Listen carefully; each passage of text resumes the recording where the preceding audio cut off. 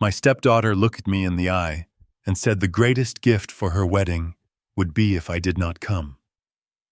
She told me I was not her real dad, I was just Robert, the man who wrote the checks.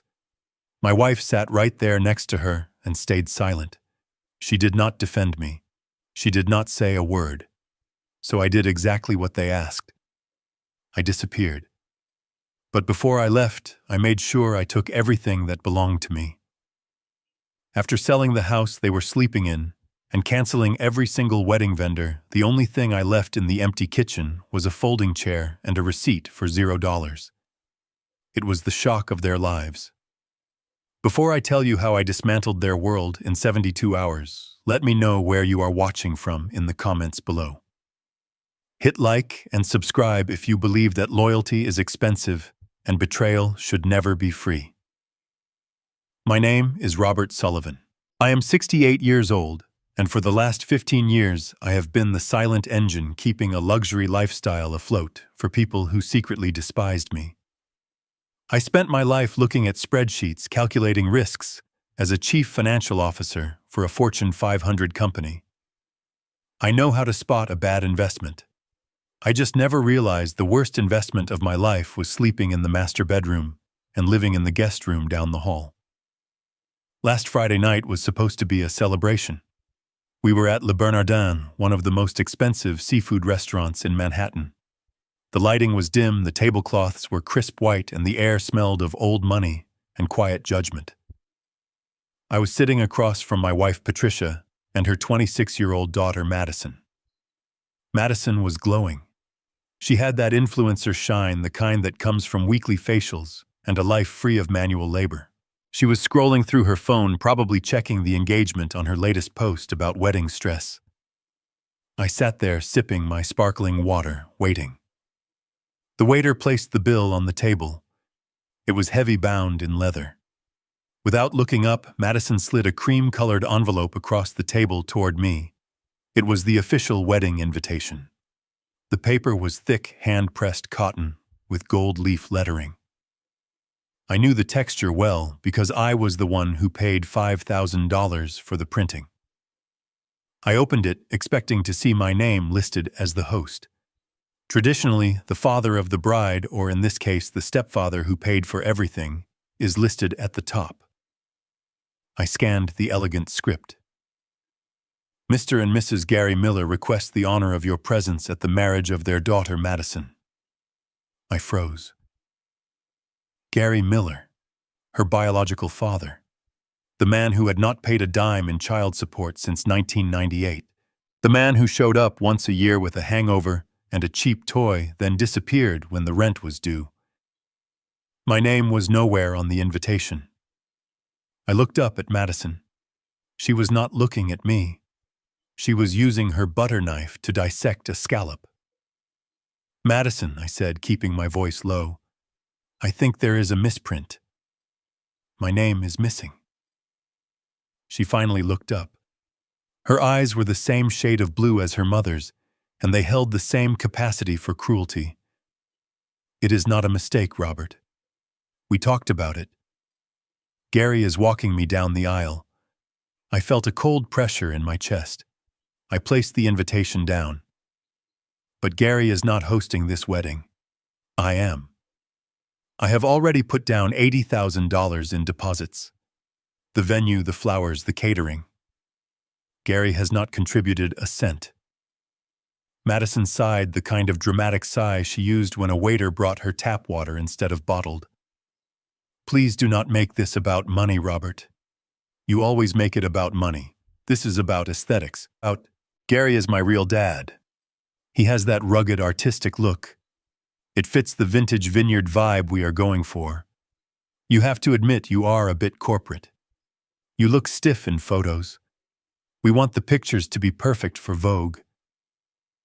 I looked at Patricia, my wife of 15 years, the woman I had taken on cruises to the Mediterranean, the woman whose debts I cleared when we got married. Surely she would speak up. Surely she would say, Madison, that is incredibly disrespectful to the man who paid for your teeth to be straightened and your degree from NYU. I waited. Patricia took a sip of her Chardonnay. She dabbed her lips with the napkin and avoided my eyes. "Honey," she said softly to me, not to Madison. "It is her special day. We just want her to be happy. Gary is family. You know how sensitive he is about his status. We do not want him to feel excluded." Excluded. The word hung in the air. The man who abandoned them was family. The man who paid the mortgage was an accessory that did not match the decor. I looked down at the leather bill folder. $800 for a dinner where I was told I was not photogenic enough to be a father. I did not yell. I did not flip the table. Years in the corporate boardroom had taught me that when you are emotional, you lose leverage. I pulled out my American Express black card.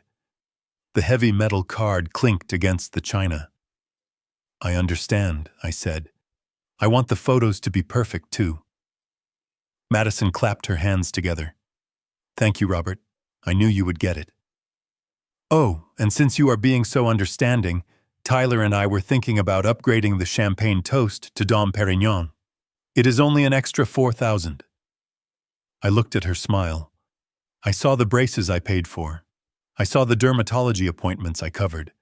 I saw the entitlement that I had watered and fertilized for a decade and a half. "Order whatever you want," I said. The ride back to Connecticut was silent. The interior of my Mercedes was soundproof, sealing us in with the tension. I drove. I always drove.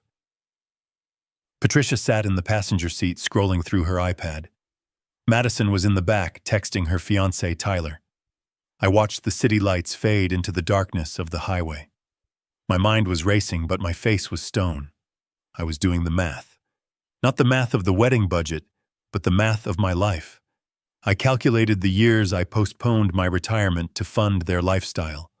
I calculated the investment portfolio I liquidated to buy the house in Greenwich, because Patricia said she needed to be closer to her friends. Patricia cleared her throat. The sound was like nails on a chalkboard in the quiet car.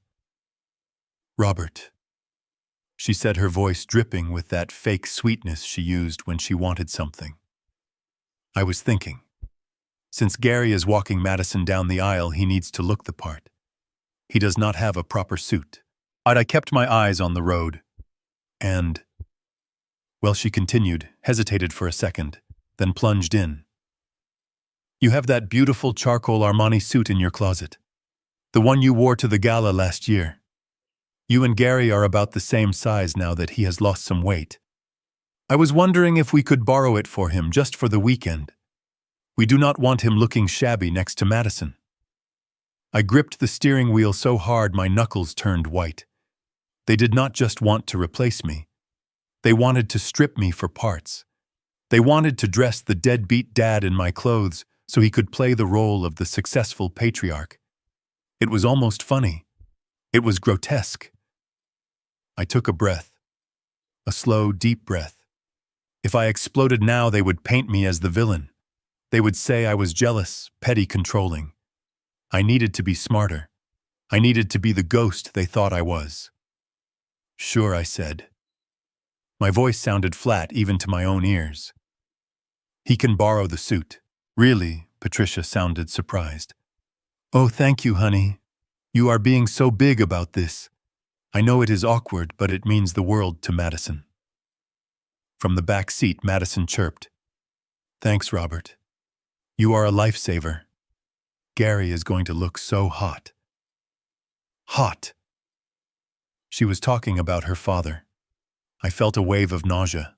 I turned on the radio to drown out their voices. I put on a classical station, letting the violins fill the space. I needed to think. I needed a plan. The wedding was in 3 weeks. The final payments for the venue and the caterer were due in 5 days. That was my window. 5 days to dismantle 15 years of lies. We pulled into the driveway of the colonial house I bought 3 years ago. It was a sprawling estate with white pillars and a manicured lawn that cost more to maintain than most people earned in a year. The porch light was on. It looked like the American dream. Inside it was a hollow shell. I carried the shopping bags inside. Madison went straight to her room to FaceTime Tyler. Patricia went to the kitchen to pour herself another glass of wine. I told them I had some work to finish in my study. I walked down the hallway to my office. The house was filled with things I had paid for. The Persian rug in the foyer. The abstract painting in the hallway that Madison insisted was an investment. The grand piano that no one played. I felt like a stranger walking through a museum of my own exploitation. I entered my study and closed the door. This was the only room in the house that felt like mine. It was lined with mahogany bookshelves and smelled of old paper and leather. I sat down at my heavy oak desk. I did not turn on the computer. I just sat there in the dark for a moment listening. I could hear Patricia's voice coming from the kitchen. She must have thought I was out of earshot, or maybe she just didn't care anymore. She was on the phone. He actually said yes to the suit. Patricia was laughing. A high tinkling laugh that sounded like breaking glass. I know, right? I thought he would put up a fight, but he is so desperate to be liked. He just rolled over. There was a pause while the person on the other end spoke. I knew instantly who it was, Gary. Yeah, well, he is useful, Patricia continued. We just need to keep him sweet until after the honeymoon expenses are covered. Madison wants to go to the Maldives. It is going to be another 20 grand. Once the wedding is over, we can talk about the house. I think I can convince him to downsize to a condo so we can cash out some equity. You could get that truck you wanted. My blood ran cold. It wasn't just about the wedding. It was a long-term parasitism. They were planning to bleed me dry and then discard the husk. I heard Gary's voice faint and tinny through the speakerphone. What an old fool. Does he suspect anything about the prenup? No, Patricia scoffed. He thinks he is so smart with his finance degree, but he is soft when it comes to family. He sees himself as the savior. It is pathetic, really. He is just an old ATM machine that needs a little oiling now and then. An old ATM machine. That was it. That was the sentence that severed the last thread of affection I held for these people. The anger that had been simmering in my gut flash-boiled into something else. Something colder. Something lethal. I stood up and walked to the painting behind my desk. I swung it aside to reveal the wall safe. I spun the dial. Left to 32, right to 15, left to 8. The heavy steel door clicked open. Inside were stacks of documents, passports, and backup hard drives. I reached for a blue folder at the bottom. It was labeled Premarital Assets and Estate Planning. I pulled it out and laid it on the desk. I turned on the green banker's lamp. The light pooled on the documents. I opened the folder. Right on top was the deed to the house. I ran my finger over the legal description. Purchased by Robert Sullivan's sole owner. Because Patricia had credit issues from her first marriage to Gary, her name was never on the deed. We had signed a prenup that stated any asset acquired with funds from my pre-retirement accounts remained sole property. I looked at the next document. The Revocable Living Trust. It controlled the access to the accounts Patricia used for her daily spending.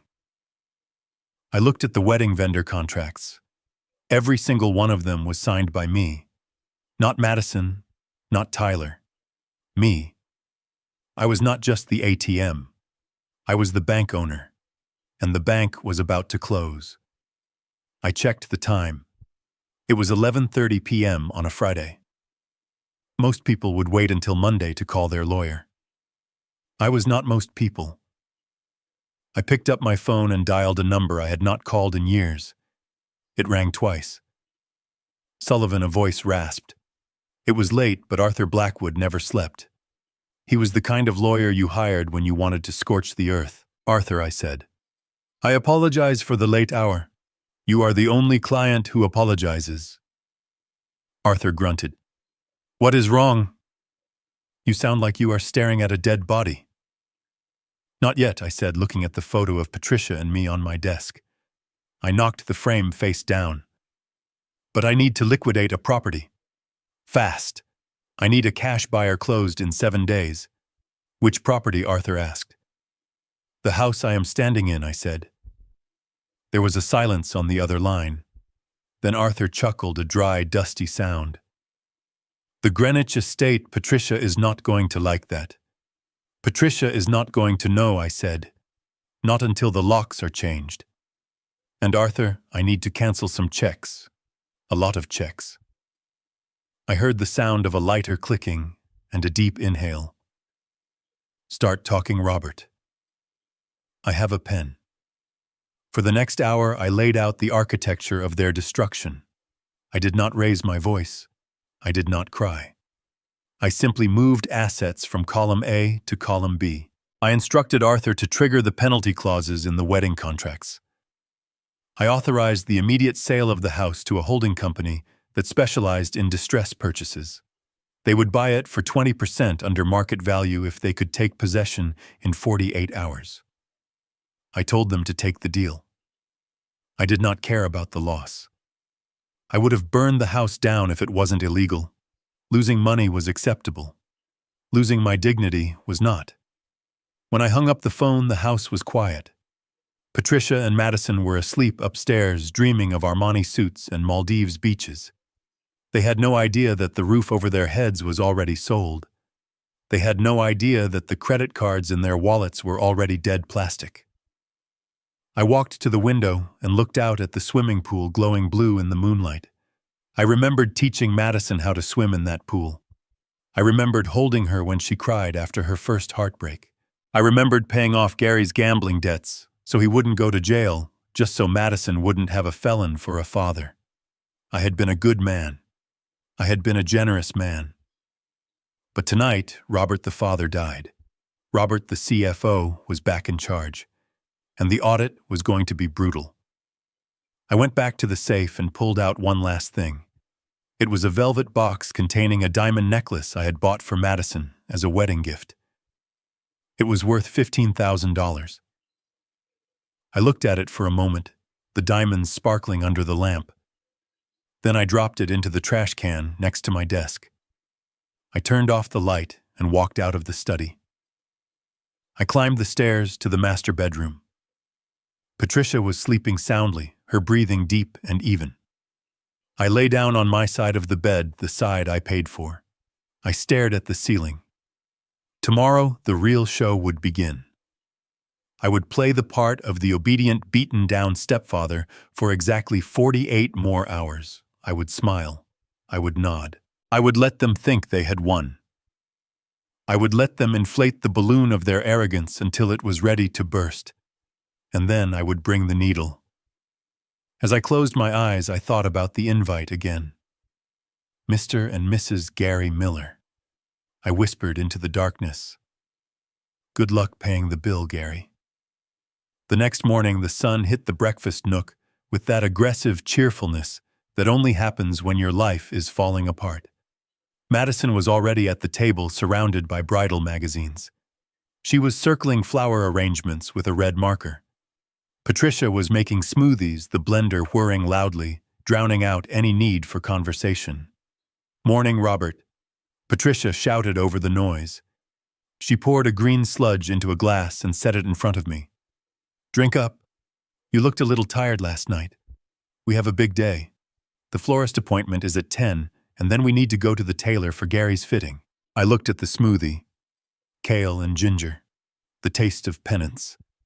I took a sip. Actually, I said, setting the glass down. I was thinking we should expand the flower budget. Madison's head snapped up. Her eyes went wide. Really, I nodded, keeping my face completely neutral. I was thinking about what you said last night. About the aesthetics. If Gary is walking you down the aisle, we need the path to be spectacular. Maybe those imported orchids you liked? The ones from Thailand. Madison squealed. She actually squealed. Oh my God, Robert.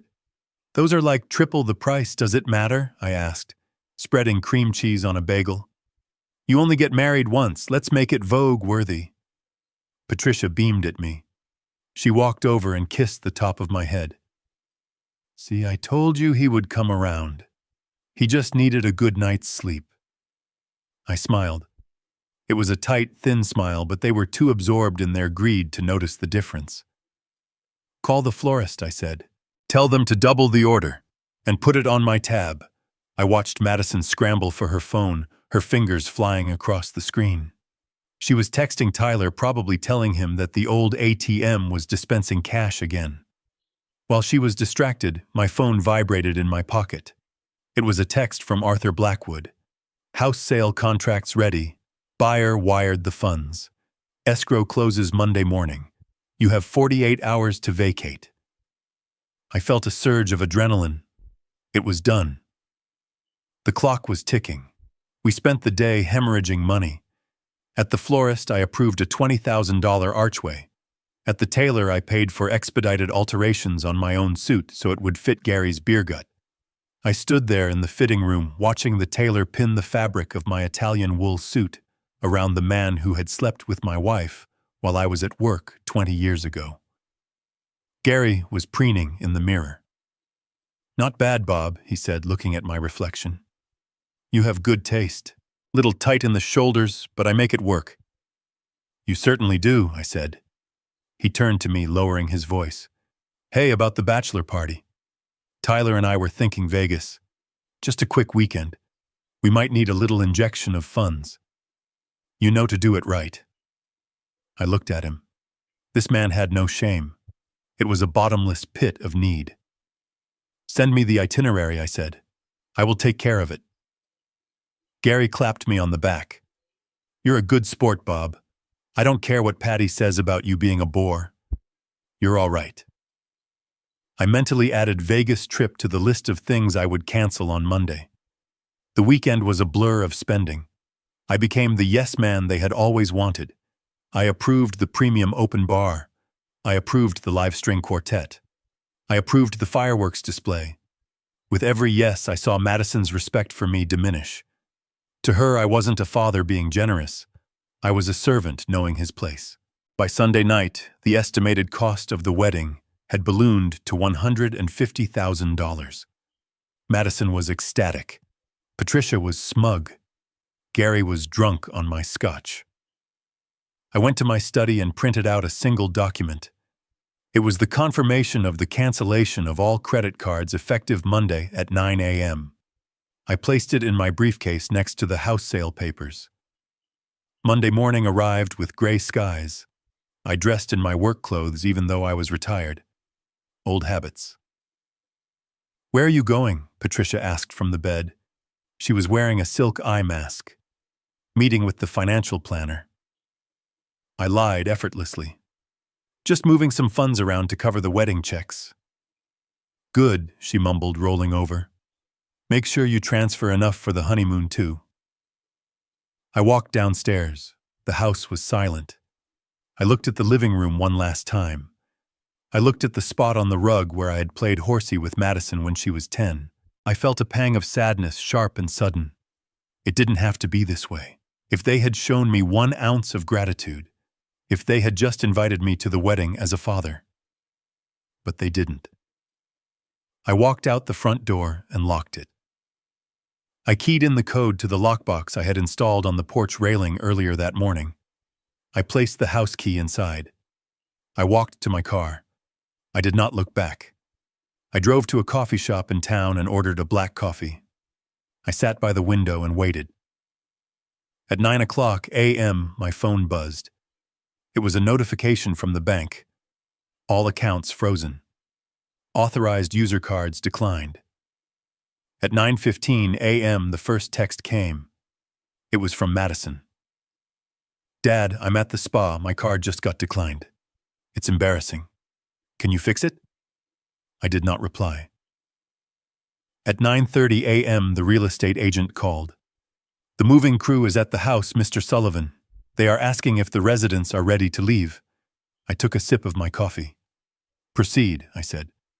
I could only imagine the scene. Patricia waking up to burly men packing her life into boxes. The confusion. The screaming. The realization that the ground had vanished beneath her feet.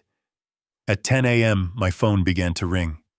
Patricia, Madison, Gary, Tyler, the florist, the caterer, the wedding planner. I watched the screen light up name after name. I felt a strange sense of peace. The silence of the car ride on Friday had been oppressive, but this silence, the silence of not answering. It was the most beautiful sound I had ever heard. I let it ring. I had a busy day ahead. I had a flight to catch. But first, I had one last stop to make. I needed to leave them a parting gift. I drove back to the house one last time. The moving trucks were already filling up. Patricia was on the front lawn, wearing her bathrobe, screaming at a man with a clipboard. She looked wild, desperate. I parked down the street and watched. She spotted my car. She started running towards me, her face twisted in rage. "Robert," she screamed. "What have you done?" I rolled up the window and drove away. This is the end of Chapter 1. The bomb has been dropped. The explosion has just begun. If you want to see how they try to fight back and how I crush their counterattack with nothing but the law and the truth, hit that subscribe button. You do not want to miss the fallout. The weekend became a masterclass in psychological warfare. I had spent 40 years in finance learning how to spot a bubble, how to identify when a market was inflated by hype and greed before the inevitable crash. Now I was not just spotting the bubble. I was the one pumping the air into it. I watched them with a detached clinical curiosity as their appetites grew to match the imaginary budget I had laid out for them. Saturday morning started at the Floral Design Studio in downtown Greenwich. The air inside was thick with the scent of lilies and eucalyptus, a smell that usually reminded me of funerals. Madison was sitting across from the lead designer, a woman named Celine who had dollar signs in her eyes the moment she saw my watch. Madison was holding a sample bouquet of white roses. It was tasteful. It was modest. It was affordable. "It is nice," Madison said, but her voice lacked conviction. She looked at the price sheet and bit her lip. "The total is already at $8,000. Robert, are you sure we can go higher?" I sat back in the velvet chair, crossing my legs. I looked at Tyler, her fiancé. He was scrolling through his phone, likely checking his fantasy football stats, completely disengaged from the financial burden he was about to assume. "Madison," I said, my voice smooth and reassuring. "Do not look at the price tag. Look at the legacy. These photos will last forever. Do you want to look back at your wedding album and see budget roses? Or do you want to see a cascading waterfall of orchids that screams royalty?" Madison's eyes lit up. She looked at Celine. "Show us the orchids." Celine beamed. She pulled out a new portfolio. The designs were extravagant. Arches made of imported white Phalaenopsis orchids, centerpieces that required structural engineering to stand upright, a flower wall for the Instagram station. The estimate came back at $28,000. Tyler finally looked up from his phone. "Whoa, that is the price of a car." I leaned forward, locking eyes with the young man who had never held a steady job for more than 6 months. "Tyler," I said, "it is an investment in your image. And do not worry about the cash flow. I have already initiated a transfer from my brokerage account. It just takes a few business days to clear." Tyler relaxed. "Oh. Okay. Cool." Then came the trap. I patted my pockets, feigning annoyance. "Damn," I said. I left my wallet in the other jacket. "Tyler, you have your credit card right. Put the deposit down. It is just $5,000 to hold the date. I will write you a check for the full amount on Monday morning when the markets open. Plus, think of the points. You could probably get a free flight out of this transaction alone." Greed is a powerful anesthetic. It numbs the survival instinct. Tyler looked at Madison. She nodded encouragingly. He pulled out his credit card. It was a card with a high limit that his parents had co-signed for. He handed it to Celine with a trembling hand. "Put it on the card," he said, trying to sound like a big shot. I watched the machine beep, Approved. The trap was set. The contract was in Tyler's name. The liability was his. The promise of reimbursement was just air. We moved from the florist to the caterer. This was supposed to be a simple tasting, but I had other plans. The original menu was chicken cordon bleu. Safe, boring, cheap. Gary met us there. He was wearing a polo shirt that was too tight, looking like he had just rolled out of bed. He sat at the head of the table, as if he were paying the bill. "The chicken is dry," Gary announced, tossing his fork onto the plate. "If I am walking my girl down the aisle, we cannot serve dry chicken. It reflects poorly on the family." I suppressed a laugh. The only thing reflecting poorly on this family was the man sitting at the head of the table, but I nodded in agreement. "Gary is right," I said. "This is a celebration. We need something that makes a statement." I signaled the chef. "Bring out the surf and turf option. The Maine lobster and the filet mignon." Patricia's eyes widened. "Robert, that adds another $100 per head. We have 200 guests." I reached over and squeezed her hand. My touch was cold, but she interpreted it as affection. "Patty," I said, "I want you to be proud. I want your friends to talk about this wedding for years. Let them have the lobster." The chef brought out the platter. Steamed lobster tails with drawn butter. Steaks seared to perfection. Gary tore into a lobster tail with his bare hands, butter dripping down his chin. "Now this," Gary mumbled with a mouthful of food. "This is class." "Good call, Bob." I watched the meat. I watched Madison take a selfie with the lobster. I watched Tyler calculate the points he would get on his credit card. Because once again, when the bill for the upgrade deposit came, I insisted they put it on their cards. "It builds your credit history," I told them. "It looks great for mortgage applications when you show you can pay off large balances. I will clear it all on Monday." They signed. They ate. They laughed. They were feasting on their own future bankruptcy. By Sunday afternoon, the bubble was enormous. We had upgraded the bar to the premium platinum package. We had hired a 12-piece jazz orchestra instead of a DJ.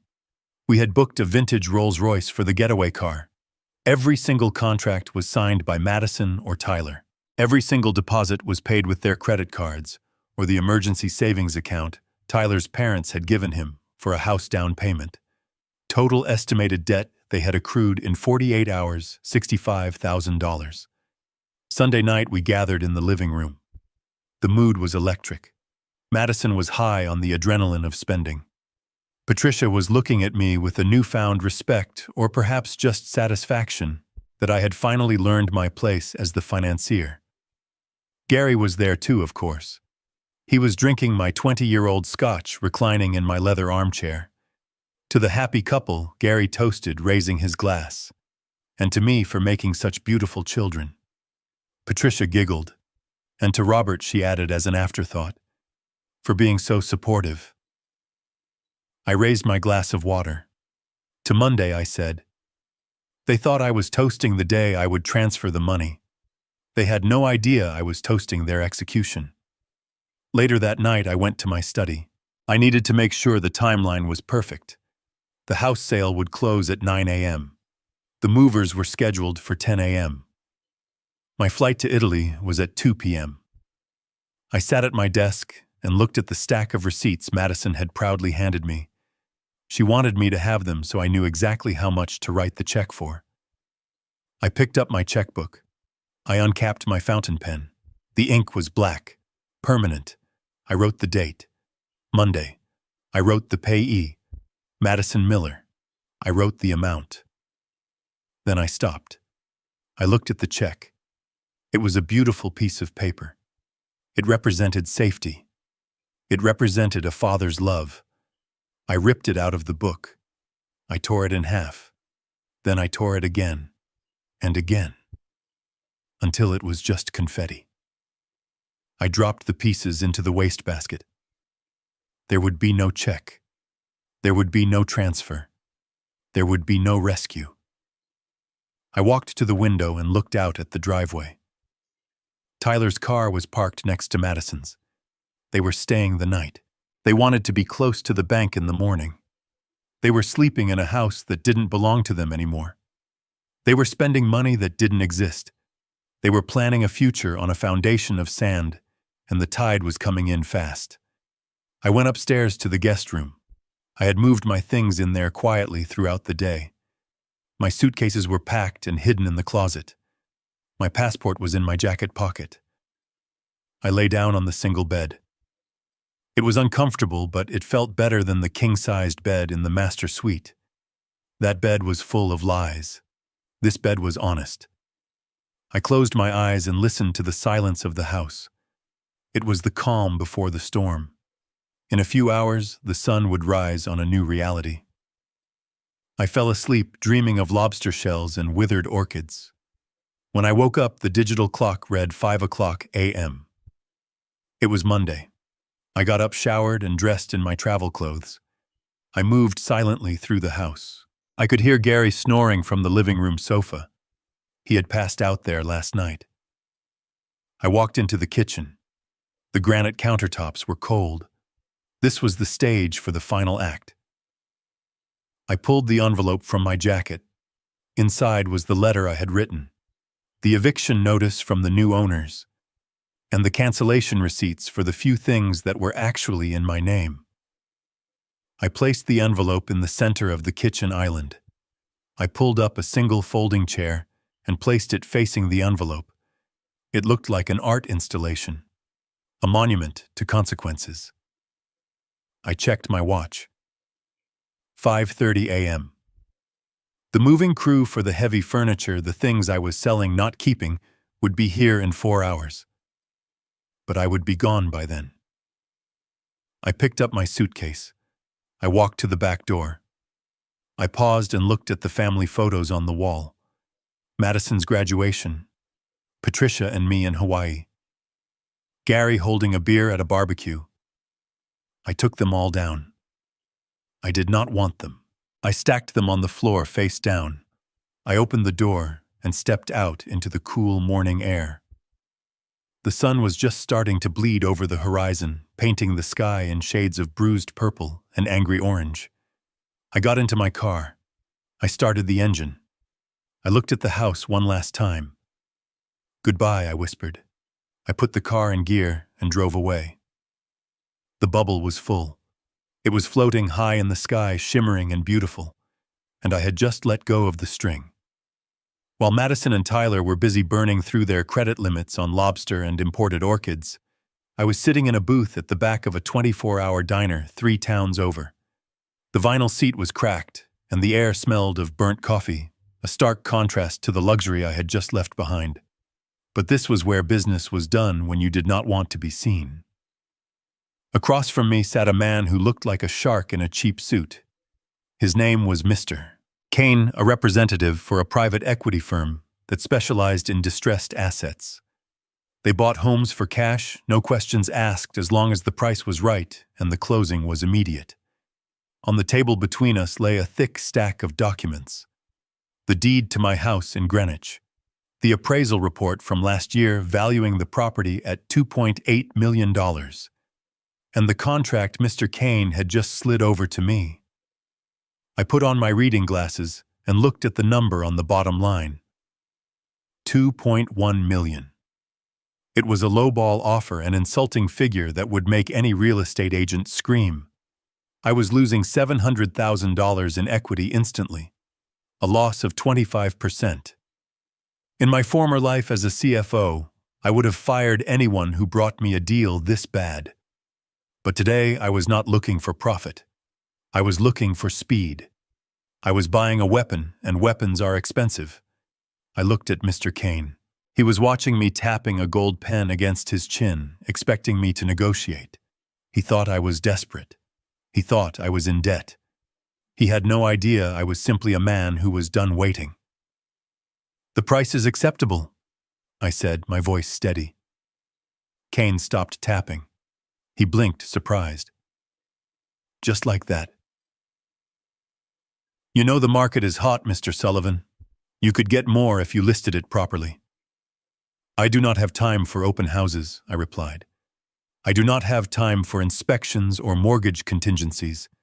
I need the funds wired to my offshore account by tomorrow morning, and I need the title transferred immediately. But there is one condition. Kane leaned in. There is always a catch. What is it? Is the foundation cracking? Is there mold? The house is pristine, I said. I just put on a new slate roof last year. The condition is simple. I need a lease back for exactly 7 days.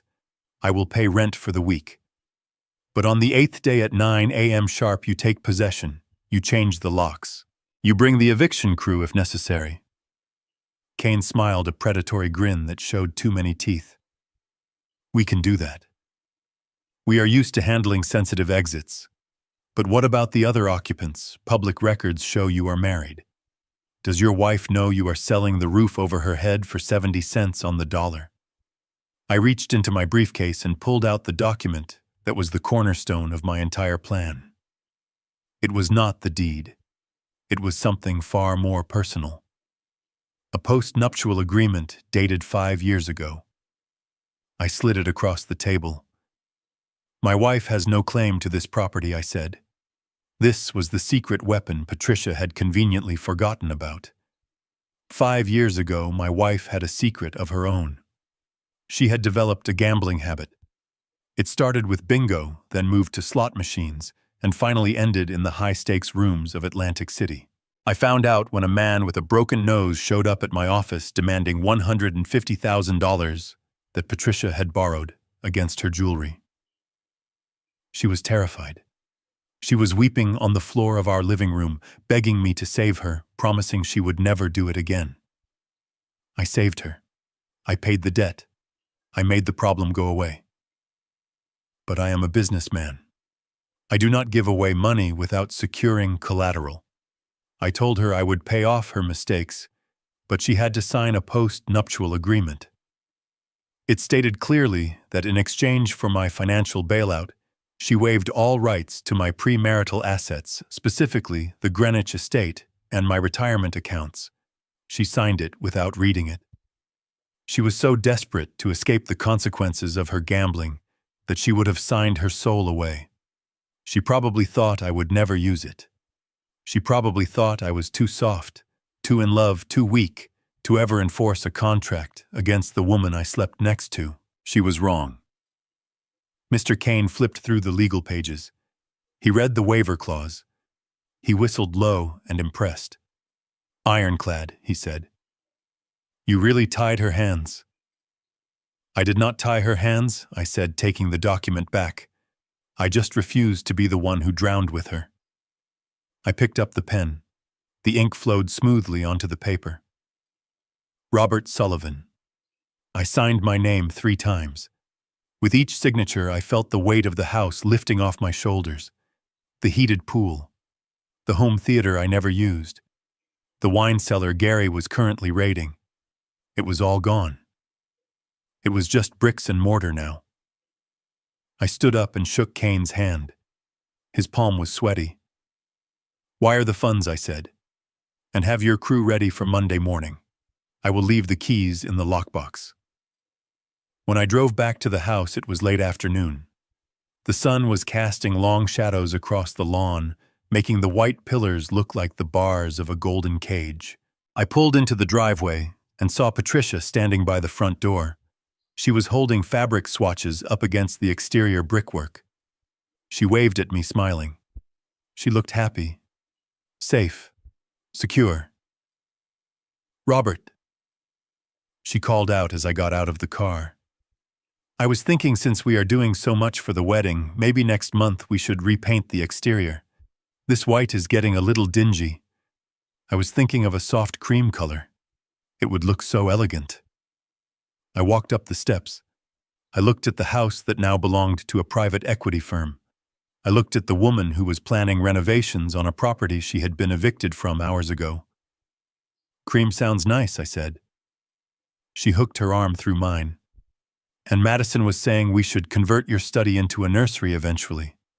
You know, for when she and Tyler decide to have kids. You don't really use it that much, do you? You could move your desk to the basement. The basement.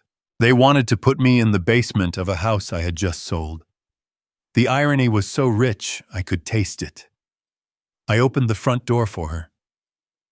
"After you," I said. We walked into the foyer. Gary was there, of course. He was napping on the silk sofa, his feet up on the coffee table, wearing my slippers. He opened one eye when we walked in. "Hey, Bob," he grunted. We ran out of ice. "Be a pal and grab a bag from the store." I looked at him. I looked at the ring of water damage his glass was leaving on the antique table. A normal man would have screamed. A normal man would have thrown him out. But I was in the endgame now. Every insult was just fuel. Every slight was just validation that I had done the right thing at that diner. "Sure, Gary," I said. "I will get the ice." I went to the kitchen, but I did not get ice. I went to the calendar on the refrigerator. Patricia had marked the wedding date in red heart stickers. I took a black marker from the drawer. I drew a small, inconspicuous X on the Monday following the wedding. "What's that?" Madison asked, walking in with a glass of wine. "What's happening on Monday?" I capped the marker. "Just a deadline," I said. "A business deadline. Nothing you need to worry about." She rolled her eyes. "You are always working, Robert. You need to learn to live a little, like Gary. He knows how to relax." I smiled at my stepdaughter, the girl whose tuition I paid, the girl whose car insurance I covered, the girl who was about to learn the hardest lesson of her life. "You are right, Madison," I said softly. "I am going to learn to relax, starting very soon." I walked out of the kitchen, leaving them to their wine and their delusions. I had 7 days left in this house. 7 days to pack my life into boxes while they planned a party. 7 days to watch them walk toward the cliff edge, smiling the whole way. I went upstairs to my study, the room they wanted to turn into a nursery, and closed the door. I sat in the chair and listened to the silence. It wasn't the silence of loneliness anymore. It was the silence of a countdown, and the clock was ticking loud and clear. Tick, tock, tick, tock. The house was sold. The trap was set. Now I just had to wait for the snap. The clock on the wall of my study ticked past 4 in the afternoon. The sunlight was beginning to slant through the blinds, cutting the room into strips of light and shadow. I sat in my leather chair, the one I had bought after my first big promotion 20 years ago, and waited. The house was quiet, but it was a deceptive quiet. It was the silence of a trap waiting to be sprung. On the desk in front of me lay the charcoal gray Armani suit. It was freshly dry cleaned, wrapped in plastic, looking like a body bag for a ghost. I heard the front door open without a knock. That was Gary. He never knocked anymore. Since Friday, since the moment Madison had declared him the father of the bride, he had been walking into my home, as if he held the deed. I heard his heavy footsteps on the hardwood floor, the scuff of cheap rubber soles against the expensive oak planks. He was whistling. It was a tune I did not recognize, but it sounded arrogant. "Hey, Bob," he called out. His voice echoed in the hallway. "You in the dungeon?" I did not answer. I just watched the door. A moment later, Gary appeared in the frame. He looked disheveled as always. His hair was thinning, combed over in a desperate attempt to hide the scalp, and his face carried the redness of a man who drank his breakfast. He was wearing jeans that were too tight, and a faded t-shirt that said "Legend" across the chest. The irony was almost too much to bear. "There he is," Gary said, grinning. He walked into the room and looked around. "Man, I love this room. Smells like money. Smells like old books and seriousness. You know, when I move in for a few weeks after you guys go on that trip, I think I am going to make this my command center. Maybe put a mini fridge over there by the window." He pointed to the spot where my limited edition globe stood. I said nothing. I just gestured to the suit on the desk. It is ready for you, Gary, I said. He walked over and ran his hand over the plastic. Nice, he whistled. Italian wool. The best, I said. He ripped the plastic open with a violence that made me flinch internally. He pulled the jacket off the hanger and held it up. He slipped his arms into it. It was a good fit, unfortunately. We were about the same height, though he carried his weight in his gut, while I carried mine in my chest. He buttoned it, struggling slightly with the middle button sucking in his stomach until the fabric strained. He turned to the mirror in the corner. He preened. He adjusted the lapels. He looked at himself like he was the CEO of the world. Damn, he said softly. I clean up good. Look at that bob. You can put a suit on a jagged rock and make it look smooth, huh? You look appropriate, I said. Madison will be pleased. Gary turned to face me, leaning against my desk. He crossed his arms. The fabric of my suit stretched across his back. You know, Bob, he said, his tone shifting from vanity to something sharper, something nastier. I gotta give it to you. You are taking this whole thing better than I thought you would. I looked him in the eye. I am a pragmatist, Gary. Madison wants her father. Who am I to stand in the way of biology? Gary laughed. A wet, hacking sound. Biology. Yeah. That is the thing, isn't it? You can buy them the houses. You can buy them the cars. You can pay for the fancy degrees. But at the end of the day, blood calls to blood. You are just the resource. I am the source. He picked up a crystal paperweight from my desk and tossed it casually in the air. Patty and I were talking last night. He continued watching the glass spin. She is worried about you. She thinks you are getting too old for this big house. All these stairs. The maintenance. It is a lot for a man in his twilight years. I stayed perfectly still. Is that so? Yeah, Gary said. We were thinking maybe after the wedding it is time for a change. Sell this place. Use the cash to get you a nice little condo in Florida. Something with a nurse on call. And then, well, the rest of the equity could really help Madison and Tyler get started. And Patty deserves to have some fun, don't you think? She has spent 15 years taking care of you, taking care of me. The woman who had not cooked a meal in a decade. The woman whose gambling debts I had erased. That is an interesting plan, I said evenly. Gary smirked. He set the paperweight down. Look, Bob, do not make this hard. You had a good run. You got to play family man. But now the real man is back. I am going to be around a lot more. Holidays, birthdays, Sundays. It is going to be uncomfortable for you. We are just trying to give you a graceful exit. He was evicting me.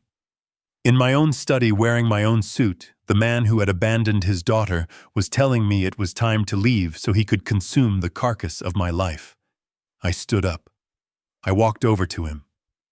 For a second, I saw fear flicker in his eyes. He remembered that I was a Marine before I was an accountant. He remembered that I knew how to break things. But I did not raise my fist. I reached out and smoothed the lapel of his jacket. You are right, Gary, I said softly. I have been thinking the same thing. It is time for a change. I reached into my pocket. Here, I said. You will need a pocket square to complete the look. I pulled out a folded white silk handkerchief, but inside the folds, hidden deep within the fabric, was a device no larger than a stick of gum. It was a high-fidelity digital recorder, the kind I used to use for board meetings. It was already recording. It had a battery life of 48 hours and enough memory to capture a week of conversations. I tucked the handkerchief into the breast pocket of the suit. I patted it gently. Perfect, I said. Gary looked down at the pocket. Thanks, Bob. You really are a servant at heart, aren't you? Always serving the better man. He laughed again and turned back to the mirror. I am going to keep this on, he said. Break it in. I am heading over to meet Tyler for drinks. We have some celebrating to do. By all means, I said. Enjoy the evening. Gary strutted to the door. He paused with his hand on the frame. Hey, Bob, yes, don't wait up, he sneered. I waited until I heard the front door close. I waited until I heard the engine of his rusted truck cough to life and fade down the driveway. I walked to the window. I watched the dust settle. He was wearing the wire. He was walking into a bar to meet the other leech, Tyler. Alcohol loosens tongues. Arrogance loosens them even faster. In that pocket right next to his beating heart was the evidence I needed to bury them all. He would brag about the plan. He would laugh about how they were manipulating me. He would admit to the coercion. And the judge would hear every single word. I turned back to my desk. The plastic wrap from the suit was still there, crumpled like a shed skin. I picked it up and threw it in the trash. I did not feel angry anymore. The time for anger had passed. Now I just felt the cold, hard clarity of execution. I looked at the empty hangar. It swayed slightly in the air current from the air conditioner. Wear it in good health, Gary, I whispered to the empty room, because it is the last suit you will ever wear as a free man. I sat down and opened my laptop. I had one more transfer to make. I logged into the trust account, the one I had set up for Madison's future children. It had a balance of $200,000. I clicked on the tab labeled Beneficiaries. I highlighted Madison's name. I hit the backspace key. The name vanished. I typed in a new name, the Wounded Warrior Project. I clicked Confirm. The screen flashed green. Transaction successful. I closed the laptop. The sun had set. The room was dark, but for the first time in 15 years I could see everything clearly. Tomorrow was Monday. The movers were coming. The locks were changing. And somewhere in a bar downtown, Gary was recording his own confession. Let the games begin. Tuesday morning arrived with the kind of deceptive sunshine that usually precedes a hurricane. The house was buzzing with a frantic energy that had nothing to do with joy and everything to do with vanity. Madison was pacing the kitchen, complaining about the dark circles under her eyes, claiming the stress of the wedding was ruining her complexion. Patricia was right behind her, nodding sympathetically, looking at me as if I were the cause of their fatigue. This was the moment, the final injection of anesthesia before the surgery. I pulled 2 envelopes from my jacket pocket. They were thick, heavy cardstock, the kind that whispered luxury before you even opened them. I placed them on the marble island next to Madison's untouched green juice. I think you both need a break, I said, keeping my voice warm and concerned. You have been working so hard to make this wedding perfect. I booked you 2 nights at the Sanctuary Spa in the Berkshires. The full package. Massages, facials, mud baths. You leave in an hour. Madison froze. Her eyes went wide. She ripped open the envelope. The Sanctuary. Robert, this place is impossible to get into.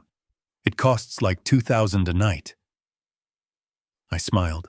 I pulled some strings. You need to be glowing for the photos on Saturday. Go. Relax. Do not worry about the house. Do not worry about the vendors. I will handle everything here. Patricia looked at me with tears welling in her eyes. Real tears for once. She came around the counter and hugged me. The smell of her expensive perfume bought with my bonus check last year filled my nose. You are the best husband, she whispered. I do not know what I would do without you. You will find out soon enough, I thought. Go pack, I said, gently pulling away. The car service will be here at 10.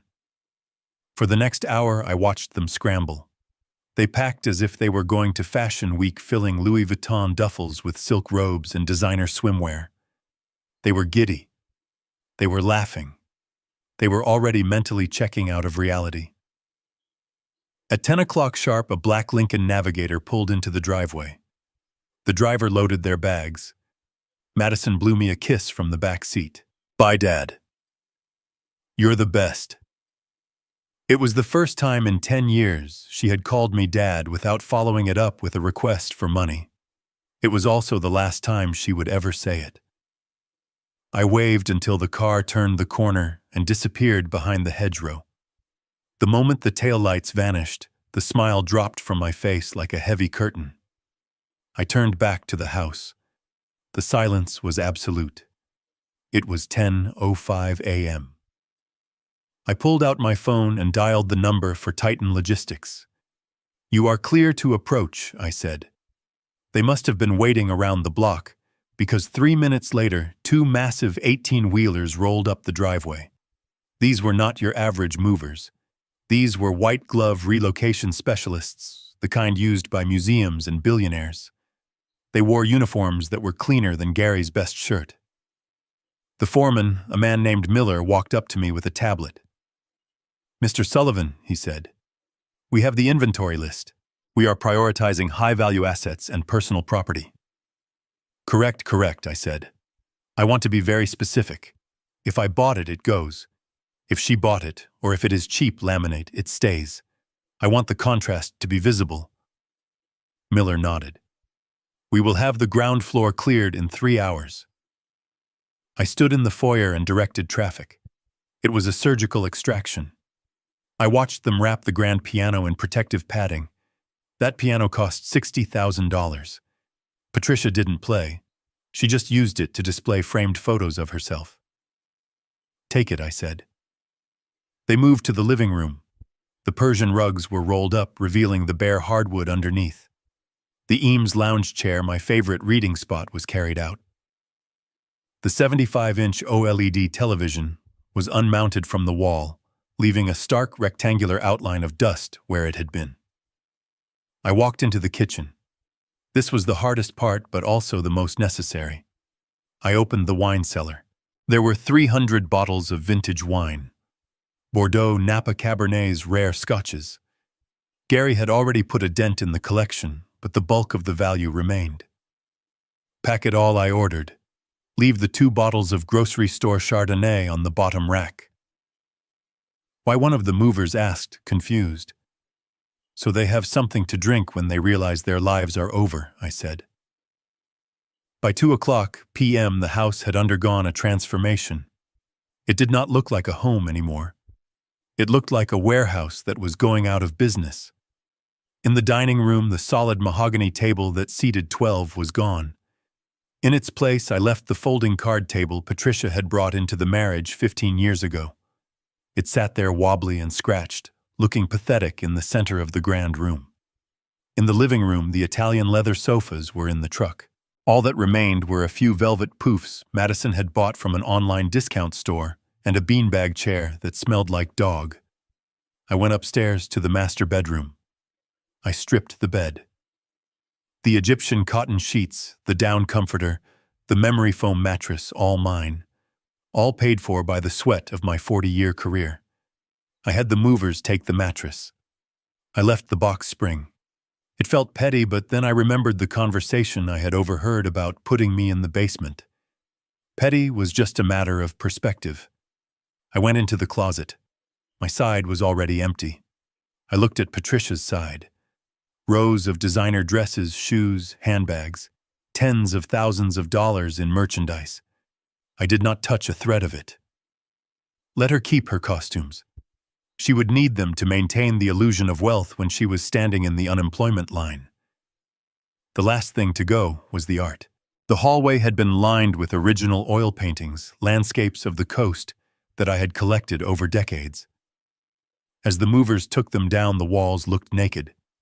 The hooks remained protruding from the plaster like small metal accusations. At 6:00 p.m., the trucks were full. The foreman handed me the tablet to sign. "We are heading to the storage facility in New Jersey," he said. "You are all set, Mr. Sullivan." I looked around the foyer. The echo was profound. My footsteps clicked loudly on the floor. The house felt cold, stripped of the insulation of wealth. It was just a structure now, a series of rooms connected by drywall and plumbing. I walked into the kitchen one last time. It was the only room with light, as I had instructed the electric company to cut the power to the rest of the house the next day.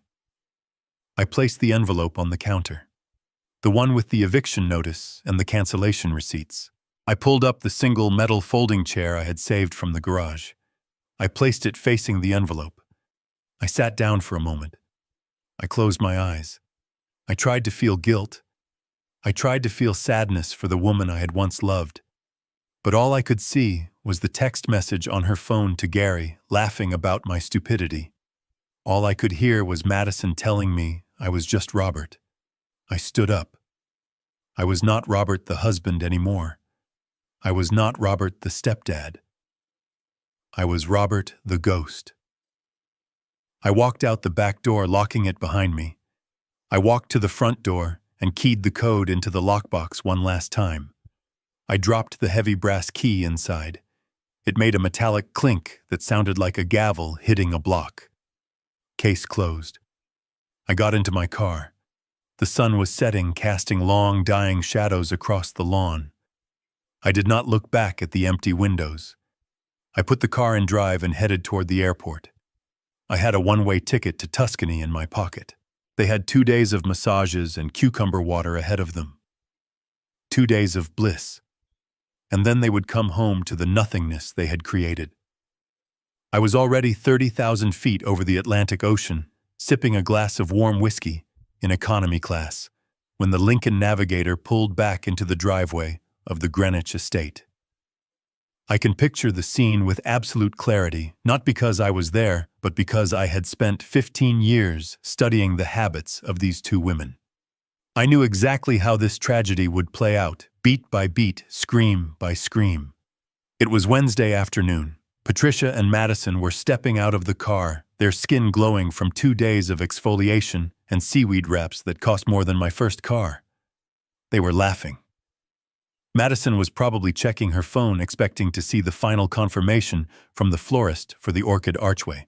Patricia was likely instructing the driver to bring the bags to the foyer, expecting to tip him with cash from the emergency jar I kept in the kitchen. They were floating on a cloud of entitlement, completely unaware that the ground beneath them had been incinerated. The first sign that something was wrong was the silence. Usually the house hummed. The pool filter, the air conditioning, the landscape lighting, it all made a low, expensive noise. But today the house was dark. The curtains in the upstairs windows were gone, leaving the glass looking like hollow black eyes staring back at them. Patricia walked up the front steps, first her heels clicking on the stone. She reached for the handle of the front door. It was locked. She frowned. She punched in the code on the smart lock, her birthday. The keypad flashed red. She tried again. Maybe she mistyped it. She punched it in harder this time. Red. Denied. I imagined the confusion starting to curdle into annoyance. She probably called out my name, thinking I was inside playing a joke, or that I had accidentally engaged the deadlock. Robert. Open the door, the code isn't working. Madison walked up behind her, holding a Starbucks cup. Move, Mom. You probably pressed the wrong button. Madison tried her code. The day she graduated high school. Red. Denied. This is the moment the annoyance turned into a cold spike of fear. Because it wasn't just that the door wouldn't open. It was the sound. When you unlock a door in a furnished house, the sound is muffled. When you bang on a door in an empty house, it echoes. It sounds hollow. It sounds like a drum. Madison stepped off the porch and walked to the large bay window of the living room. She cupped her hands against the glass to block out the glare of the afternoon sun. She peered inside. I wish I could have seen her face. I wish I could have seen the moment her brain tried to process the visual data. The living room was gone. The white sofas were gone. The 75-inch television was gone. The rugs were gone. There was nothing but an expanse of hardwood floor that stretched out into the shadows. Mom, she whispered. The house, it's empty. Patricia ran to the window. She gasped, dropping her purse. Her hands scrambled against the glass like a trapped bird. "We've been robbed," she screamed. "Oh my God, Robert. Where is Robert? Call 911, we've been robbed." They didn't understand. A robber takes the TV and the jewelry. A robber doesn't take the curtains. A robber doesn't take the heavy oak dining table. Panic makes people irrational. They ran around the back of the house. They tried the patio doors, locked. They tried the kitchen window, locked. Finally, Madison remembered the spare key hidden inside the fake rock near the garden hose. The one I had told them a dozen times was not secure, the one I had left there specifically for this moment, because I wanted them to get inside. I wanted them to experience the full acoustic terror of the echo. Madison smashed the fake rock against the patio pavers to get the plastic cover off. She jammed the key into the back door. It turned. They burst into the kitchen, breathless, ready to confront intruders. "Hello, is anyone here?" Patricia screamed, grabbing a heavy brass candlestick holder that the movers had left behind because it was broken. Silence answered them. A heavy, dusty silence. They walked through the kitchen. It was unrecognizable. The counters were bare. The coffee maker, the toaster, the mixer, all gone. The refrigerator door was slightly ajar, revealing the dark, empty shelves inside. The only light came from the afternoon sun, slicing through the unadorned windows, illuminating the dust motes dancing in the air. And then they saw it. In the center of the kitchen, in the middle of the vast, empty space where the island used to be, crowded with bar stools and fruit bowls, sat a single metal folding chair. It was facing the granite countertop. On the counter lay a thick, manila envelope. It looked like an altar, a shrine to the end of their world. They walked toward it slowly. The clicking of their heels was deafening in the empty room. Patricia reached the envelope first. Her hands were shaking so badly she could barely open the clasp. She pulled out the documents. The first page was the closing statement from the sale of the property. It was a standard real estate form, but to her it must have looked like a death certificate. It showed the sale date yesterday. It showed the move-out deadline today, 5:00 p.m. It showed the seller, Robert Sullivan. It showed the net proceeds wired to an account they had never seen before. "Sold," she whispered the word, strangling in her throat. He sold the house. Madison grabbed the second stack of papers. These were colorful. They were the receipts from the wedding vendors. The florist. Cancelled. Refund issued to cardholder. The caterer. Cancelled. Refund issued to cardholder. The venue. Cancelled. Deposit forfeited. The band. Cancelled. Every single dream, every single orchid, every single lobster tail she had ordered cancelled. No, Madison moaned. She leaned against the counter, her legs giving way. No, no, no. The wedding is in 4 days. He can't do this. He can't just cancel it. But there was one more piece of paper in the envelope. A handwritten note on my personal stationery. I had written it calmly sitting at that very counter 2 days ago.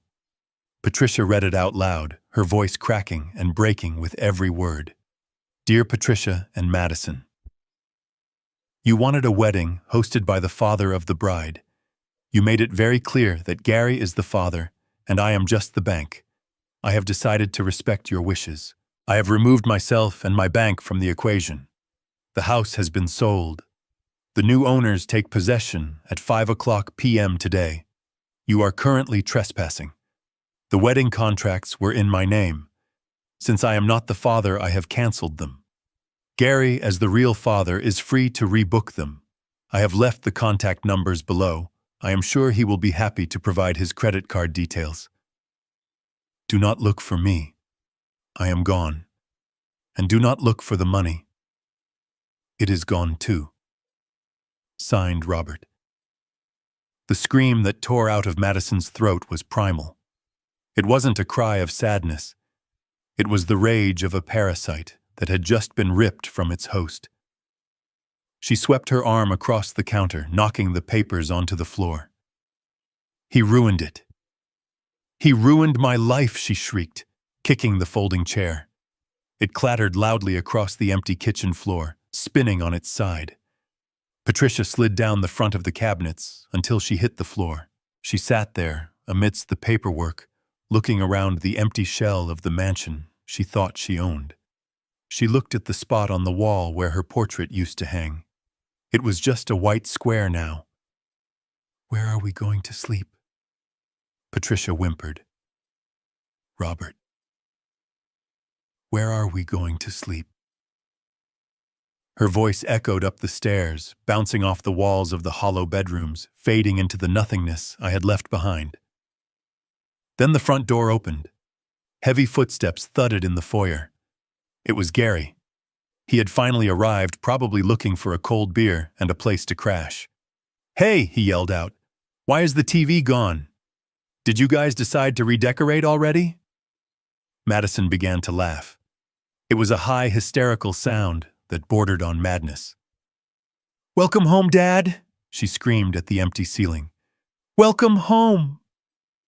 The silence in the kitchen was broken not by a scream, but by a vibration. It was Madison's phone sitting on the bare granite countertop. Then Patricia's phone buzzed. Then Tyler's, who had just walked through the open back door, freezing in his tracks as he surveyed the emptiness. It was a symphony of notifications, a digital firing squad assembling for the execution. I had timed the cancellation emails to go out at exactly 5 o'clock. In the corporate world, 5 o'clock on a Wednesday is when you deliver bad news, so you do not have to deal with the fallout until the next morning. But for them, there would be no next morning. Madison picked up her phone first. Her hand was trembling so violently she nearly dropped it. It was an email from the catering company, the one we had visited just days ago, to upgrade to the lobster and filet mignon. The subject line was in all caps, "Urgent cancellation and outstanding balance." She read it out loud, her voice thin and reedy like a child lost in a supermarket. "Dear Ms. Miller, we have received notification from Mr. Sullivan that he is withdrawing his financial sponsorship of your event, effective immediately. Per the contract signed by you and Mr. Tyler Kvists, all outstanding balances are due upon cancellation within 72 hours of the event date." She stopped. She swallowed hard. "Read the number," Tyler snapped. He was standing in the doorway, his face pale. He knew what was coming.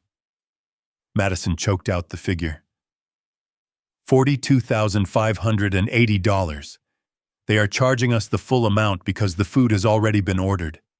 They say if we do not wire the funds by tomorrow at noon, they will send it to collections and file a lawsuit for breach of contract. 40 grand. Gary laughed nervously, cracking a knuckle. "That is a mistake. Just call Bob. Tell him to quit playing games." "He is not playing games," Dad, Madison screamed, spinning on him. "He is gone. Do you not understand? He sold the house, he canceled the checks, he is gone." Before the echo of her scream could fade, another notification pinged. This time, it was the florist. The woman who had promised Vogue-worthy orchids. Madison stared at the screen. "Celine says she already ordered the flowers from Thailand. She says they are non-refundable. She is charging the card on file for the remaining $15,000. The card on file. All eyes turned to Tyler. It was his card. The one his parents had co-signed. The one he was so proud to flash around when he thought I was going to reimburse him. Tyler frantically unlocked his phone. He opened his banking app. I can only imagine the color draining from his face as he saw the pending transactions. The venue, the florist, the band, the lighting crew. Everyone was rushing to grab their piece of the pie before the money ran out. No, Tyler whispered. No, no, no. This cannot be happening. That is my parents' money. That is the down payment for our house. He looked up at Madison, and for the first time there was no adoration in his eyes. There was no love. There was only the cold, hard calculation of a man realizing he had made a terrible investment. "You told me he would pay, Tyler," said his voice low and dangerous. "You stood there in the florist shop and told me to swipe the card because Robert always pays. You said he was a pushover. I thought he was." Madison cried, tears streaming down her face, ruining the expensive facial she had just received. He always pays. He has always paid. I do not know why he is doing this. You pushed him too far, Patricia whispered from the floor. She was hugging her knees, rocking back and forth. The suit, the wedding invitation.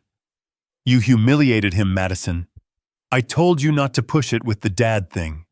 Oh, shut up, Mom, Madison yelled. You were the one laughing about it. You were the one who said we could kick him to the curb after the honeymoon. Tyler stepped into the room. He looked at the empty space where the refrigerator used to be. He looked at Gary, who was standing there in his dirty t-shirt, looking useless and bewildered. He looked at Madison, who was now just a girl with a mountain of debt and no daddy to bail her out. My credit score, Tyler said, his voice rising to a shout. Do you know what this is going to do to my credit score? My dad is going to kill me. He co-signed that card on the condition that we use it for emergencies only. This is an emergency, Madison pleaded, reaching out for him. Tyler, baby, we can fix this. We just need to… Tyler cut her off, stepping back from her touch, as if she were contagious. There is no we, Madison. Not anymore. I signed up to marry a Sullivan. I signed up for the house in Greenwich and the trust fund and the security. I did not sign up to marry the daughter of… him. He pointed a shaking finger at Gary. Gary bristled, trying to summon some shred of masculinity. Hey, watch your mouth, kid. That is my daughter you are talking to. Yeah, Tyler sneered. Then you pay for it. You are the father of the bride, right? That is what the invitation says. Mr. Gary Miller. So you pull out your wallet. Gary, and you write the check for $57,000 to cover the lobster and the dead flowers. Go ahead. I am waiting. The room fell silent. The truth hung in the air, heavy and suffocating. Gary did not have $57,000. Gary did not have $57. He had a truck that needed a new transmission and a tab at the local dive bar. Tyler let out a harsh, bitter laugh. That is what I thought. You are all frauds. You have been living off that old man's money, acting like you were royalty, and you are nothing. You are absolutely nothing. Tyler turned around. He walked back to the door. Where are you going? Madison screamed, running after him. Tyler, the wedding is in 4 days. Well, what am I supposed to tell people? Tell them the groom came to his senses, Tyler said without looking back. He walked out the door, got into his leased BMW, and peeled out of the driveway. Madison stood in the doorway, watching the taillights disappear, just as I had done hours before. But I had left with dignity. She was left with nothing but a cancellation fee. She turned back to the kitchen. Patricia was sobbing quietly. Gary was looking through the empty cupboards, hoping to find a bottle of liquor that the movers might have missed. Madison looked at her phone again. Another email came through. It was from the wedding planner. Dear Madison, due to non-payment of the final installment, we are releasing your date to another couple on the waiting list. Please note that your deposit is non-refundable. She slid down the doorframe until she hit the floor. She buried her face in her hands. Robert, she whimpered into the darkness of the empty house. Daddy, please, pick up the phone. But the phone she was calling was sitting at the bottom of a trash can in the airport terminal. And the man she was calling was currently ordering a glass of Chianti 4,000 miles away, finally enjoying the silence. I had checked into a suite at the St. Regis in New York City, waiting for my evening flight to Rome. It was a sterile, beautiful room that smelled of starch and expensive lilies, a welcome change from the hollowed-out carcass of the house in Greenwich. I poured myself a glass of sparkling water and opened my iPad. I had silenced my phone, but I knew the storm was raging. I just did not know the wind speed until I logged onto Instagram. I had created a burner account years ago to monitor Madison's spending habits, as she often posted her unauthorized purchases before the credit card bill even arrived. Today, her profile was not showcasing designer bags or avocado toast. It was showcasing a tragedy. She was live. The notification said she had 40,000 viewers. I clicked on the video. Madison was sitting on the floor of the empty kitchen I had vacated hours earlier. She had set up her ring light because even in the depths of despair, lighting is paramount. She was wearing a hoodie. I recognized it was mine, an old university sweatshirt she had never touched before today. She had wiped off most of her makeup, leaving just enough mascara smudge under her eyes to suggest hours of weeping. "Hey guys," she whispered, her voice cracking perfectly. "I did not want to make this video. I really didn't. But I don't know where else to turn." She paused, looking down at her hands. The comments section was scrolling so fast, it was a blur of broken heart emojis and angry faces. My stepfather, Robert. The man I have called Dad for 15 years. He abandoned us. She looked directly into the camera lens, and for a second, I had to admire the performance. It was Oscar-worthy. He left us with nothing. She continued, a single tear tracking down her cheek. He sold our house without telling us. He canceled my wedding 4 days before the ceremony. He emptied the bank accounts. And the worst part, he did it because he was jealous. I took a sip of water. Jealous. That was the angle. He was jealous that I wanted to reconnect with my biological father, Gary, she sobbed. Gary has been trying so hard to be in my life, and Robert just couldn't handle not being the center of attention. He told me that if I let Gary walk me down the aisle, he would destroy me. I thought he was joking. I didn't think he would actually leave my mom and me homeless. The lie was so audacious it took my breath away. She had surgically removed her own cruelty, excised the insults, and stitched the narrative back together to make me the monster.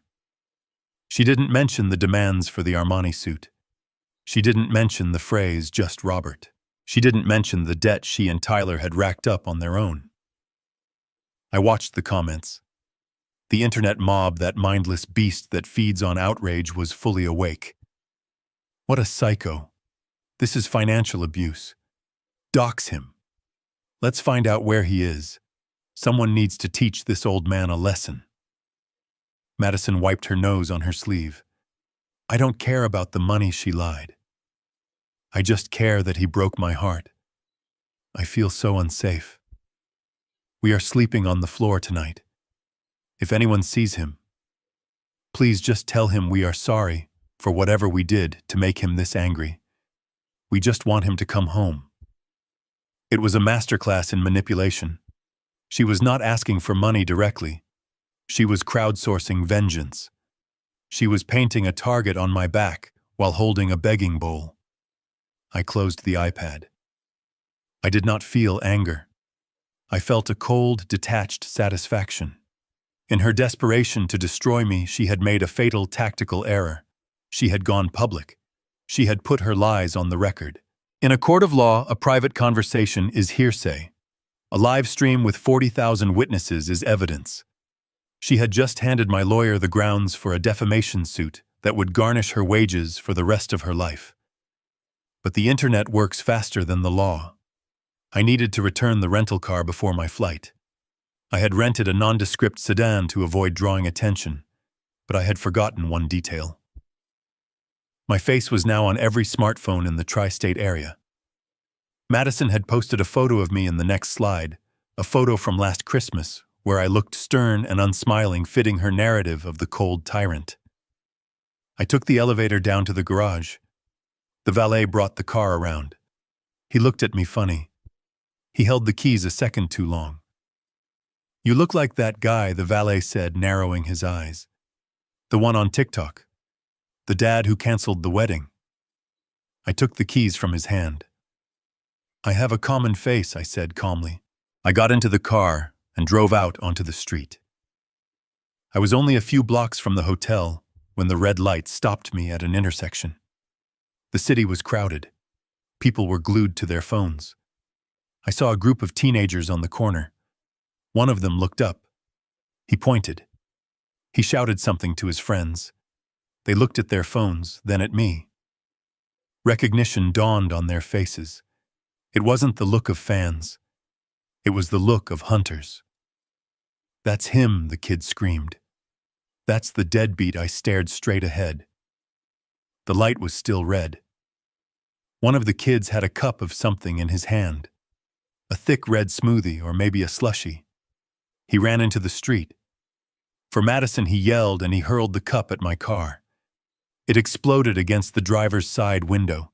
Thick red liquid splattered across the glass, dripping down like a horror movie special effect. It blocked my view of the side mirror. The other kids cheered. They had their phones out, filming. They were capturing their moment of heroism, attacking an old man in a sedan because a girl on the internet cried. I did not roll down the window. I did not yell. I did not get out to confront them. That is what they wanted. They wanted the angry tyrant. They wanted the viral clip of me losing my temper. The light turned green. I turned on the windshield wipers. The rubber blades dragged the red sludge across the glass, smearing it, before clearing a small arc of visibility. I pressed the accelerator and drove through the intersection. I kept my pulse steady. I checked my rearview mirror. The kids were high-fiving. They thought they had won. They thought they had shamed me. I drove the remaining miles to the airport with the red stain drying on the side of the car. People honked. People stared. I was a pariah in a city I had helped build.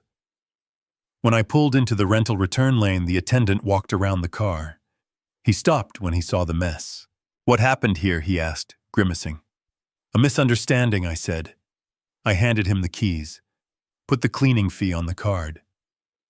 I grabbed my suitcase and walked toward the terminal. I could feel the eyes of people on me. I kept my head high. Let them stare. Let them hate. They were watching a movie where they had missed the first act. They didn't know the ending yet.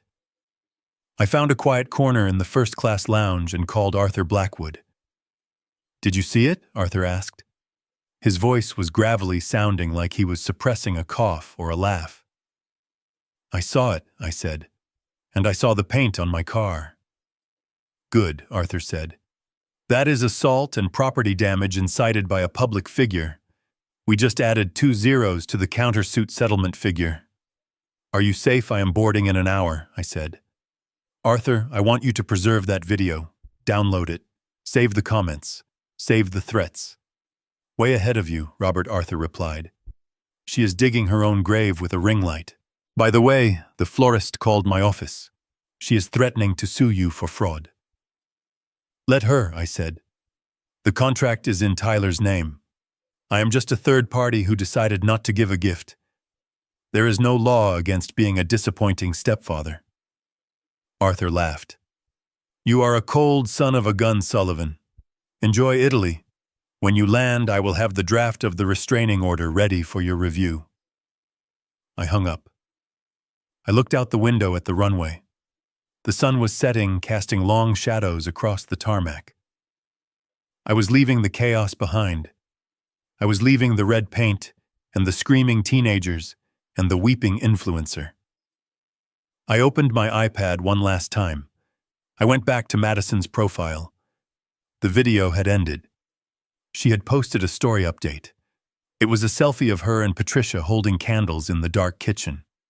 The caption read, "The darkness is scary, but our love is brighter. #Survivor. #Justice for Madison."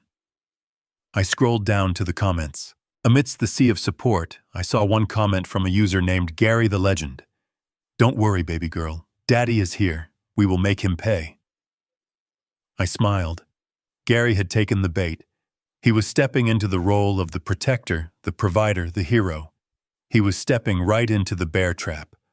I turned off the iPad. I walked to the gate. The flight attendant scanned my boarding pass. "Have a pleasant flight, Mr. Sullivan," she said. I looked at her. For the first time in days, I felt the muscles in my face relax into a genuine smile. "Oh, I will," I said. "I really will." I walked down the jet bridge. I was leaving the country a villain. I knew that when I returned, I would be the plaintiff. But for now, let them have their internet points. Let them have their viral moment. Because while they were fighting for likes, I was fighting for my life. And I had just won the most important battle without firing a single shot. The digital mob was baying for blood on the internet, but I knew that virtual threats rarely stayed virtual for long, especially not when alcohol was involved.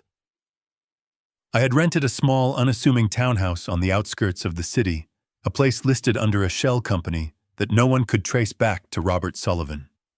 Or so I thought. But rage has a way of sharpening the senses, and Gary had likely spent the last few hours terrorizing my former neighbors until one of them, terrified and annoyed, gave up the license plate number of my rental car. It was just past midnight when I heard it.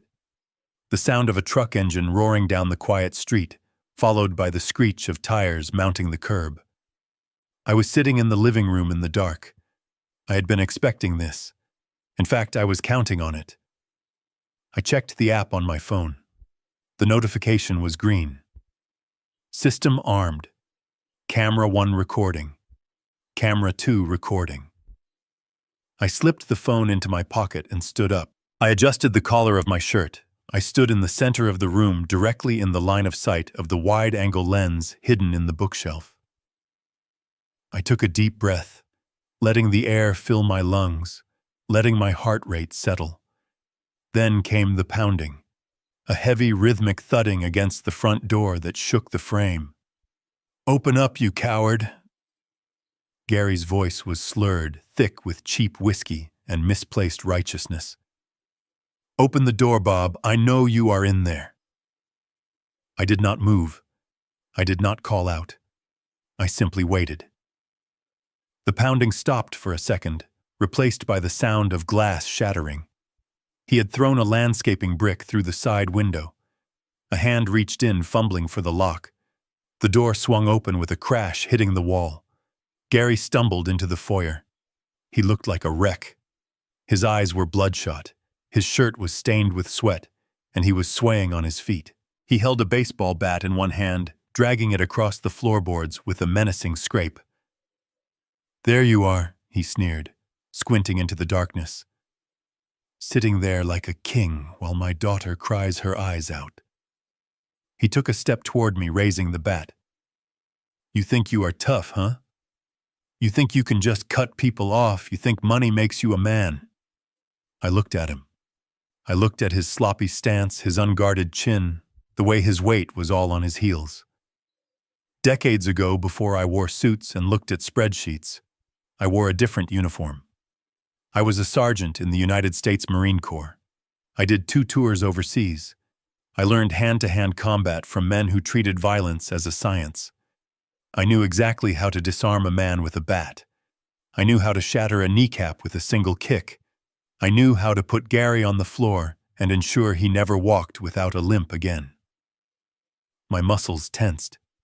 The instinct to strike to neutralize the threat was overwhelming. It would have been easy. It would have been satisfying. But I forced my hands to stay at my sides. I forced my muscles to relax. If I fought back, it was a brawl. It was a dispute between 2 men. It was mutual combat. But if I stood still, if I let him attack an unarmed senior citizen in his own home, that was a felony. That was assault with a deadly weapon. That was prison time. I made the calculation in a split second. I chose the pain. "Gary," I said, keeping my voice calm and loud enough for the microphone to pick up. "Please leave. You are trespassing. I do not want any trouble." "Trouble," Gary laughed, a wet, ugly sound. "You are the trouble, Bob, and I am the solution." He swung. He didn't use the bat, thank God. Even in his drunken rage, perhaps some part of him realized that was murder. Instead, he dropped the bat and lunged at me with his fists. His first punch caught me on the jaw. It was a sloppy, looping hook, but it had the weight of a 200-pound man behind it. My head snapped back. I tasted copper. I felt my lips split against my teeth. I stumbled back, feigning more weakness than I felt. I fell against the bookshelf, knocking a vase to the floor. "Please," I said, holding up my hands, in a defensive posture, making sure not to strike back. "Gary, stop. You are drunk." "Shut up," he screamed. He grabbed me by the collar of my shirt and slammed me against the wall. He raised his fist again. "This is for Madison," he yelled. He struck me again, this time in the ribs. I grunted. The pain was sharp, breathless. I felt a bruise blooming instantly. I let myself slide down the wall to the floor. I curled into a ball, protecting my head. "Is that all you got?" he spat, kicking me in the thigh. "You are pathetic. You are weak." I stayed down. I counted the seconds. 1, 2, 3. I knew the silent alarm had been triggered the moment the glass broke. The local precinct had a response time of under 5 minutes. Gary was panting now, standing over me, feeling like a conqueror. He thought he had won. He thought he had taught me a lesson. "See how it feels," he taunted. "See how it feels to be powerless." I looked up at him through the darkness. My jaw throbbed and my ribs burned, but my mind was crystal clear. "I am not the one who is powerless, Gary," I whispered. Before he could process what I meant, the room was suddenly bathed in red and blue light. The siren didn't chirp until the cruiser was right outside the door, a tactical silence. Gary froze. He looked at the open door. He looked at the flashing lights reflecting off the broken glass. Confusion washed over his face. He dropped his hands. "Police, show me your hands." 2 officers burst through the door, weapons drawn. They saw a shattered window. They saw a baseball bat on the floor. They saw an elderly man bleeding on the ground. And they saw a drunk man standing over him. It was not a difficult scene to interpret. "Get on the ground, now!" Gary blinked, his brain struggling to catch up. "Wait, no, you don't understand." He started it. "He stole my daughter's wedding." "Get on the ground," the officer roared, advancing. Gary tried to step back, raising his hands in a clumsy gesture. "I am the father. I am just defending my family." The officer didn't care about family dynamics. He cared about the threat. He tackled Gary to the floor. I watched from my spot against the wall as they handcuffed him. I watched as they read him his rights. I watched as the arrogance drained out of him, replaced by the terrified realization of what he had done. "You are under arrest for breaking and entering assault and battery," the officer recited. Gary looked at me as they hauled him up. His eyes were wide, pleading now. Bob, tell them. Tell them it was just a misunderstanding. Bob, I can't go to jail. I have a record. They will violate my parole." I slowly pulled myself up, using the bookshelf for support. I wiped the blood from my lip with the back of my hand. I looked at the officer. "I want to press charges," I said clearly. "And I have the entire incident on video." Gary's knees buckled. He knew. In that moment, he finally knew. He hadn't walked into a fight. He had walked into a trap. As they dragged him out the door, kicking and screaming about his rights, I reached into my pocket and stopped the recording. I walked to the mirror in the hallway. My face was swelling. My shirt was torn. I looked like a victim. But as I stared at my reflection, I didn't see a victim. I saw a man who had just traded a split lip for his enemy's freedom. It was a fair trade. The paramedic arrived a few minutes later. He shone a light in my eyes. "You took a pretty good beating, sir," he said gently. "We should take you to the hospital." I nodded. "Yes.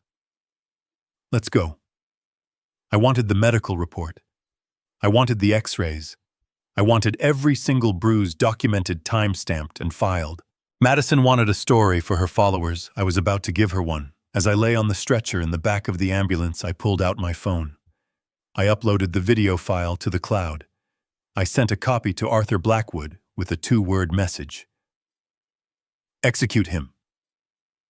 Arthur replied instantly. "Received. I will have the arraignment judge look at this before breakfast. He is not getting bail." I closed my eyes as the ambulance pulled away. The pain in my ribs was a dull ache, but the relief in my chest was overwhelming. Gary was gone.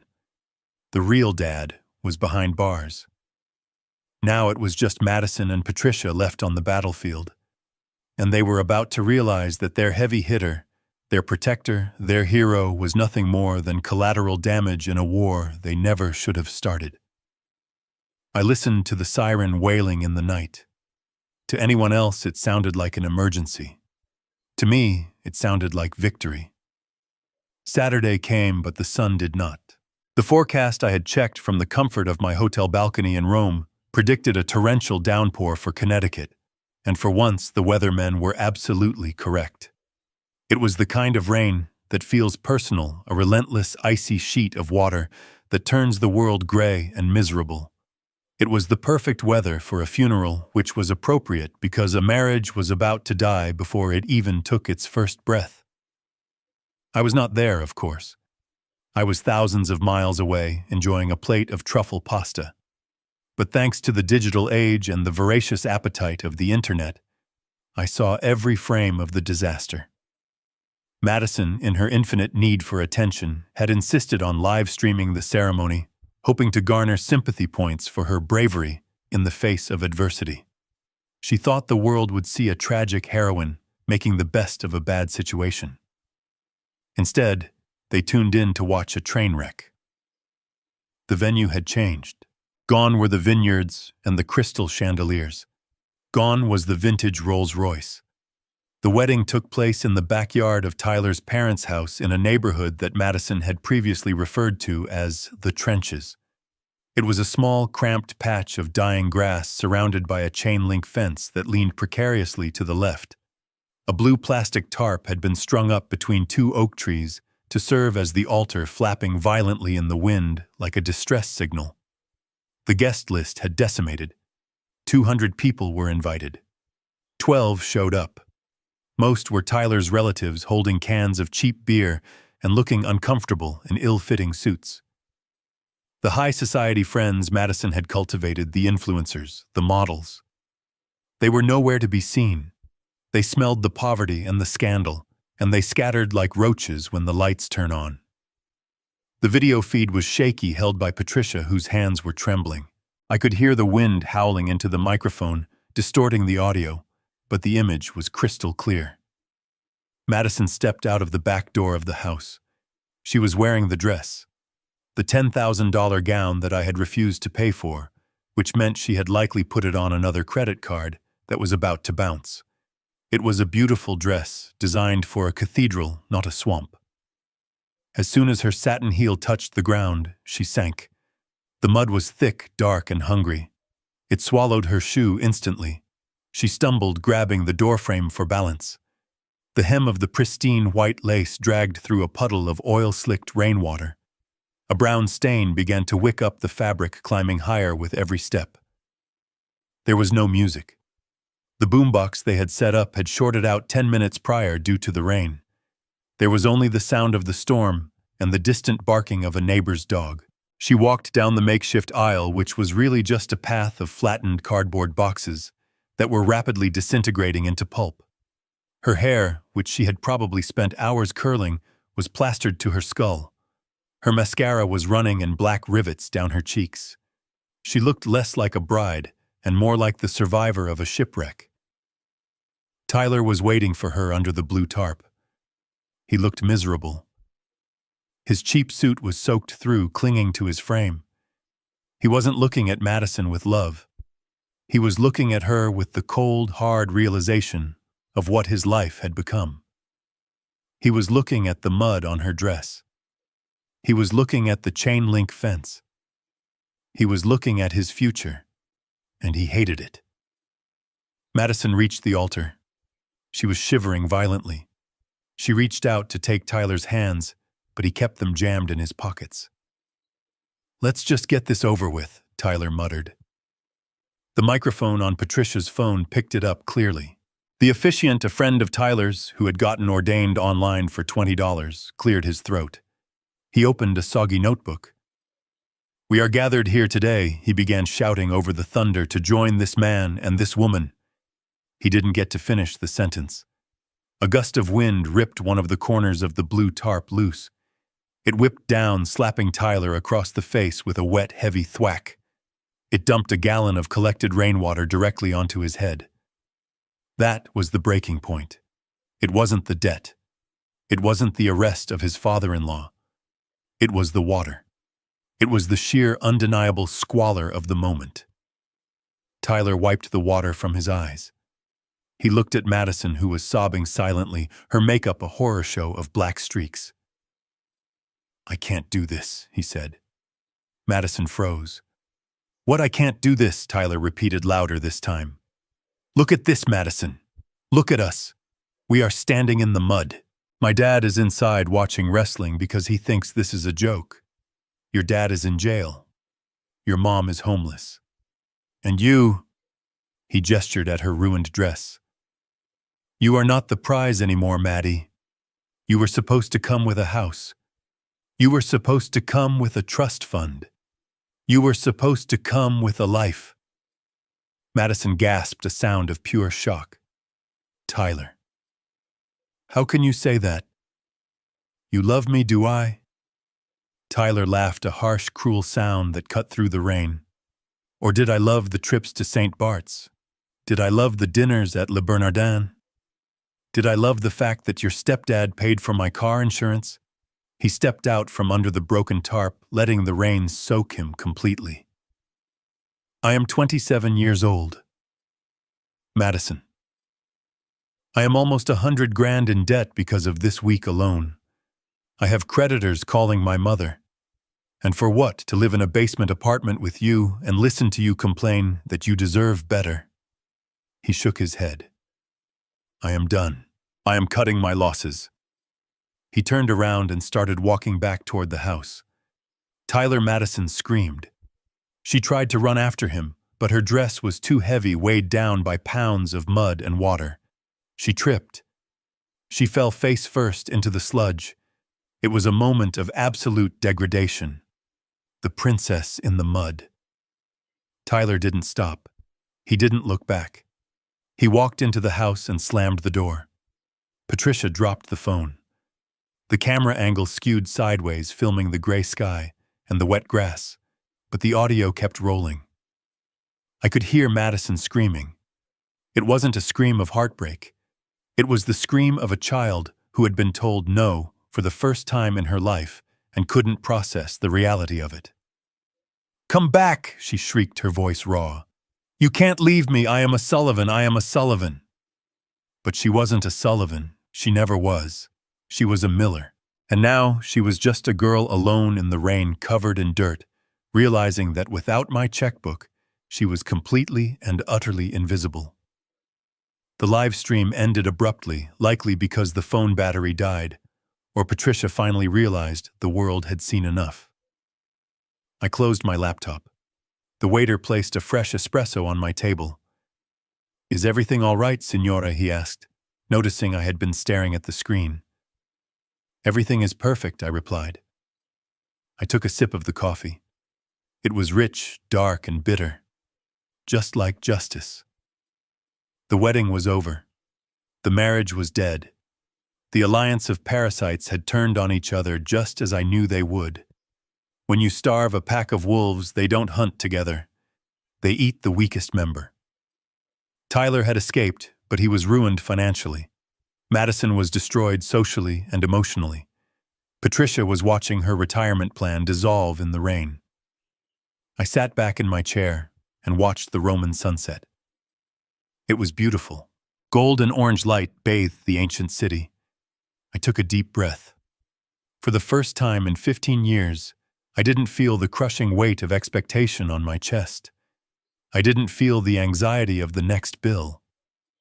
I was free. But I wasn't finished.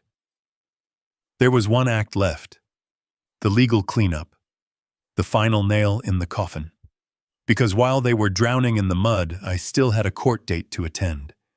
And I intended to arrive dry, dressed in a custom suit, ready to reclaim the last thing they had tried to take from me. My name. The courtroom smelled of floor wax and stale coffee, a scent I had associated with corporate mergers for 40 years, but today it smelled like the final act of a tragedy. I sat at the defendant's table wearing a navy blue bespoke suit I had picked up in Milan. My skin was tanned from the Roman sun, and my hands were steady. Across the aisle, the scene was very different. Patricia sat hunched over, wearing a black dress that looked 2 sizes too big, likely something she had pulled from a discount rack after I had donated her entire wardrobe to charity. She looked aged, her face drawn and pale, the result of a week spent in a motel room, with a daughter who had lost her mind and a fiancé who was currently awaiting trial. Next to her sat her lawyer, Mr. Sterling. He was exactly what I expected. A vulture in a cheap suit, the kind of attorney who chased ambulances and advertised on the back of bus stop benches. He was tapping his pen aggressively, trying to intimidate me. He didn't know that I had faced down federal regulators and hostile takeovers. A man like Sterling was not a predator to me.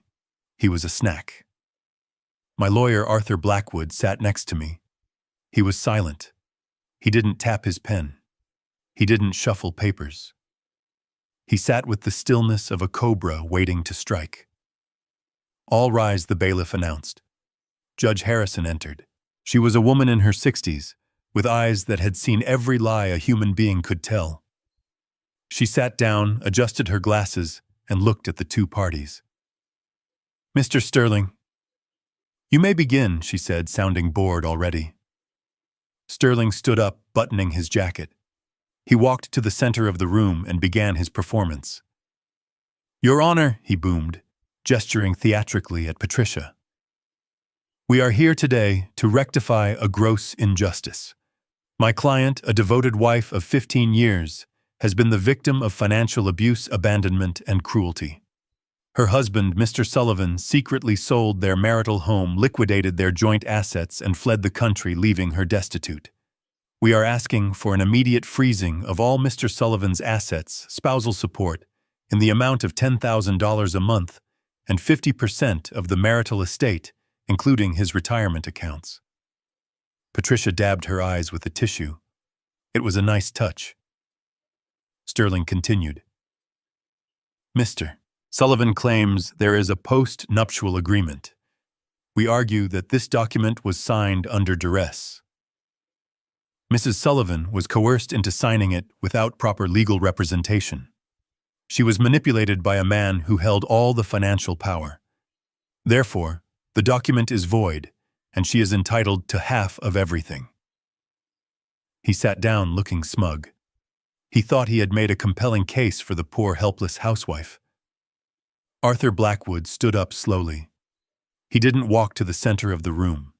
He stayed by the table. "Your Honor," Arthur said, his voice low and gravelly, "we are not here to debate feelings. We are here to debate facts." Arthur picked up a single document. "Exhibit A," he said. "The post-nuptial agreement. It was signed 5 years ago. It was notarized. And contrary to Mr. Sterling's claim of duress, it was reviewed by independent counsel at the time." Sterling jumped up. "Objection. The counsel was paid for by Mr. Sullivan, overruled," the judge said. "Continue, Mr. Blackwood." Arthur walked toward the judge. "The reason for this agreement is relevant, Your Honor. Mr. Sterling claims his client was manipulated. The truth is, Mrs. Sullivan had incurred $150,000 in gambling debts." A murmur went through the courtroom. Patricia froze. She hadn't told her lawyer about that. Arthur placed a stack of bank statements on the judge's bench. "These are records from 3 casinos in Atlantic City. These are the withdrawal slips from the joint savings account. And this is the wire transfer from Mr. Sullivan paying off a loan shark to prevent physical harm to his wife. Mr. Sullivan agreed to pay this debt on one condition, that she waive her rights to his premarital assets to protect his financial future from her addiction. That is not duress, Your Honor. That is a bailout." Patricia's face turned bright red. Sterling looked at her, whispering furiously, "Why didn't you tell me this?" But Arthur wasn't done. However, Arthur continued, turning to face Patricia. We are not just relying on the gambling. We are relying on the conspiracy to defraud clause within the agreement. He walked back to our table and picked up a small USB drive. Clause 4 Section B states that if the spouse engages in any act to conspire against the financial interests of the primary earner or attempts to transfer assets to a third party through deception, the agreement is binding and all spousal support is forfeited. Sterling scoffed. Conspiracy? That is a stretch. My client has been nothing but a loyal wife. Arthur smiled. It was a terrifying expression. Your Honor, I would like to introduce Exhibit C, a digital audio recording taken on the Friday before the scheduled wedding. I watched Patricia. She looked confused. She didn't know about the recording. She was racking her brain trying to remember what she had said. Arthur plugged the drive into the court's AV system. This recording was captured on a device legally placed within the personal property of Mr. Sullivan, specifically inside the pocket of a suit jacket he loaned to Mr. Gary Miller. Gary's name hit Patricia like a physical blow. She went pale. Arthur pressed play. The courtroom speakers crackled, and then clear as day, Gary's voice filled the room. Man, I love this room. Smells like money. Then came the sound of fabric rustling. Patty and I were talking last night. She is worried about you. She thinks you are getting too old for this big house. I watched the judge's face. Her eyebrows lifted. The recording continued. Gary's voice was arrogant, mocking. We were thinking maybe after the wedding it is time for a change. Sell this place. Use the cash to get you a nice little condo in Florida. And then, well, the rest of the equity could really help Madison and Tyler get started. And Patty deserves to have some fun, don't you think? Patricia put her hands over her mouth. She was shaking her head. Then came the kill shot. The part of the recording Arthur had enhanced to ensure clarity.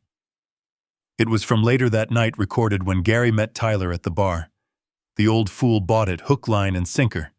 Patty has him wrapped around her finger. She says once the honeymoon is paid for, she is going to file for divorce anyway.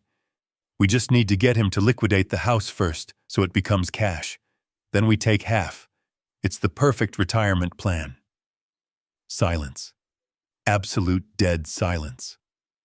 The recording ended. Arthur looked at the judge. Your Honor, this is a recording of Mr. Gary Miller, the man Mrs. Sullivan insisted on including in the wedding party, admitting to a conspiracy with Mrs. Sullivan to defraud my client. They planned to divorce him after using his funds for the wedding and stealing his home equity. Sterling sat down. He didn't say a word. He closed his folder. He knew when a ship had sunk. Patricia stood up. That is a lie. That is just Gary talking. I never said that. Sit down, Mrs. Sullivan, the judge barked. Judge Harrison looked at me. Then she looked at Patricia. The disgust on her face was palpable.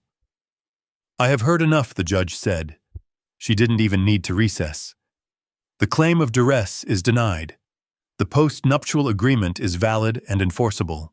Furthermore, based on the evidence of conspiracy to defraud, I am granting Mr. Sullivan's motion to dismiss the request for spousal support with prejudice. She banged the gavel. It sounded like a gunshot. Mrs. Sullivan, you are awarded nothing. You are responsible for your own legal fees, Mr. Sterling. I suggest you get payment up front because there are no assets here to attach. Dismissed. Patricia let out a wail that echoed off the mahogany walls. She grabbed Sterling's arm, but he pulled away from her, packing his briefcase with aggressive speed. You said we would win, Patricia screamed at him. You said I would get the house. I didn't know you were planning a heist with your ex-husband, Sterling snapped. Good luck, Mrs. Sullivan. Do not call my office. I stood up.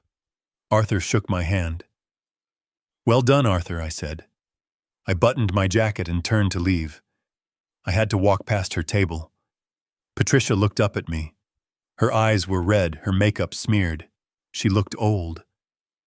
For the first time, I saw her not as the beautiful woman I married, but as the tired, desperate gambler she really was.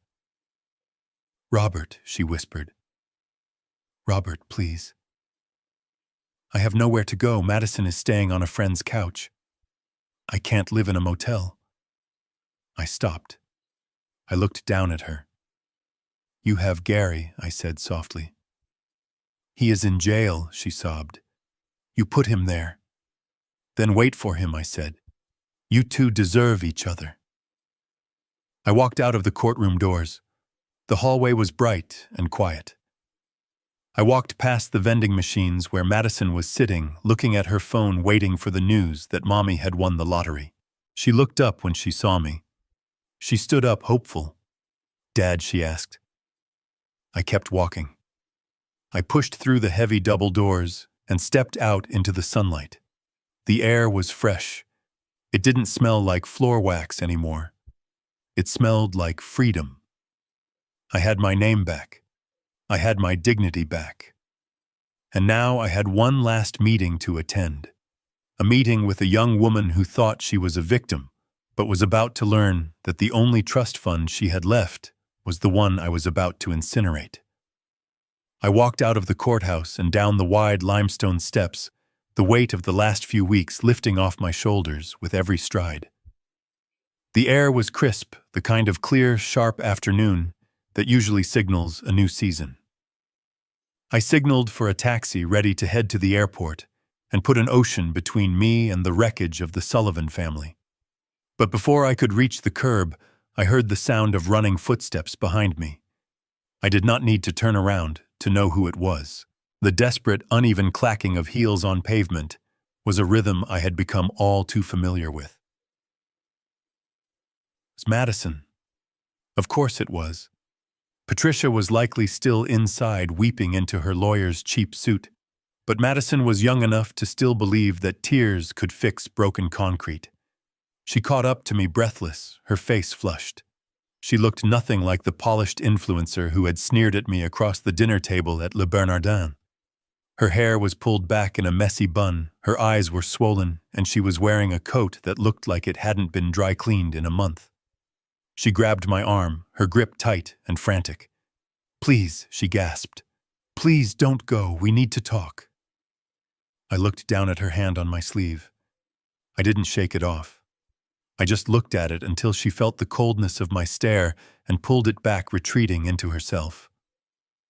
"I have a flight to catch, Madison," I said, my voice even. "Just 5 minutes," she pleaded, tears instantly filling her eyes. "You owe me that, don't you? After 15 years, you can't just erase me, Dad. I'm your daughter." I motioned to a stone bench near a dry fountain in the plaza. "Sit," I said. She sat down, looking small and pathetic. I remained standing. I wanted the height advantage.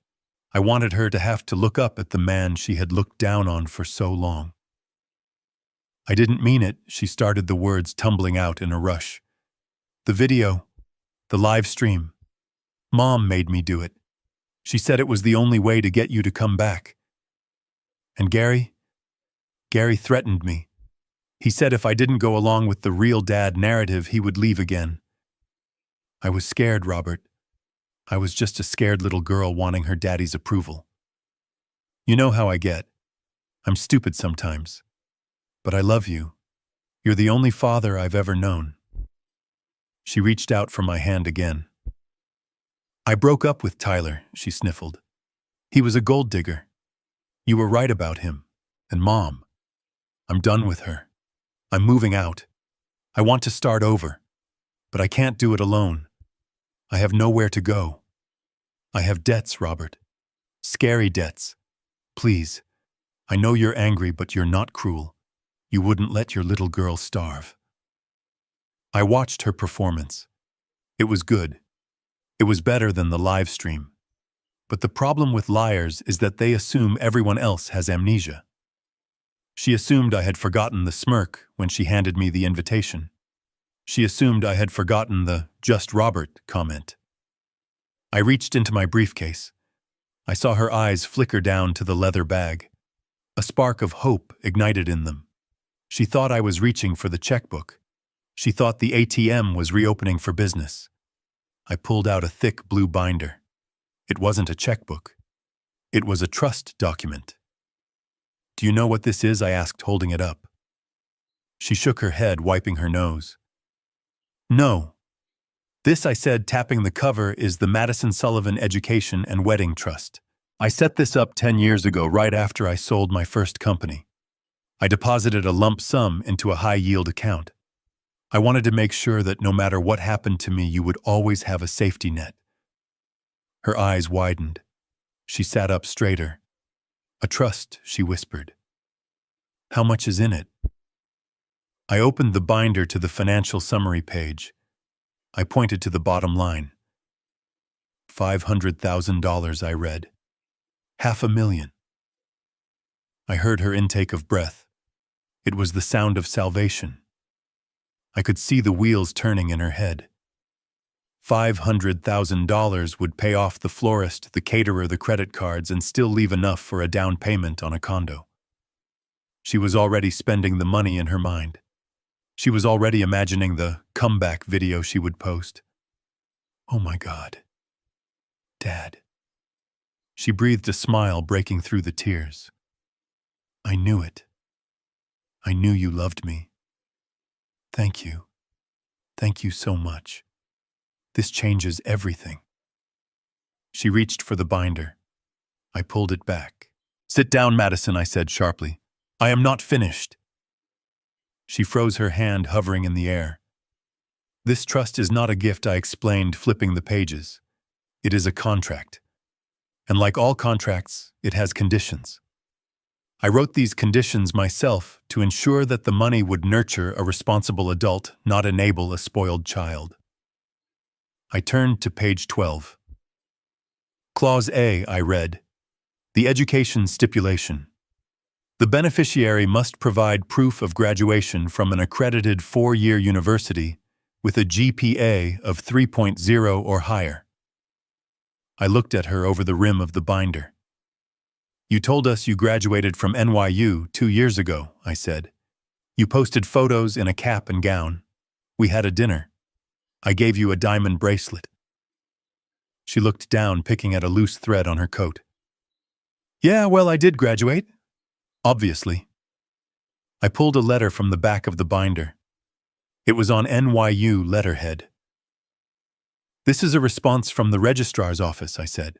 "I requested a copy of your transcript to verify the trust requirements. It turns out, Madison, you didn't graduate. You dropped out sophomore year to pursue your influencer career. You used the tuition money I sent you to buy Botox and followers. You forged the diploma you showed your mother." Her face went pale. "Robert, I can explain." "There is nothing to explain," I cut her off. "You stole tuition money. That is fraud. But I was willing to overlook that. I was willing to waive the education clause if you had passed the second condition." I turned the page. Clause B. I said, my voice dropping an octave. "The character stipulation." I began to read the legal text aloud. "The funds shall be released in full on the day of the beneficiary's wedding, provided that the current legal guardian and stepfather, Robert Sullivan, is acknowledged, respected, and honored as the father of the bride during the ceremony and planning process.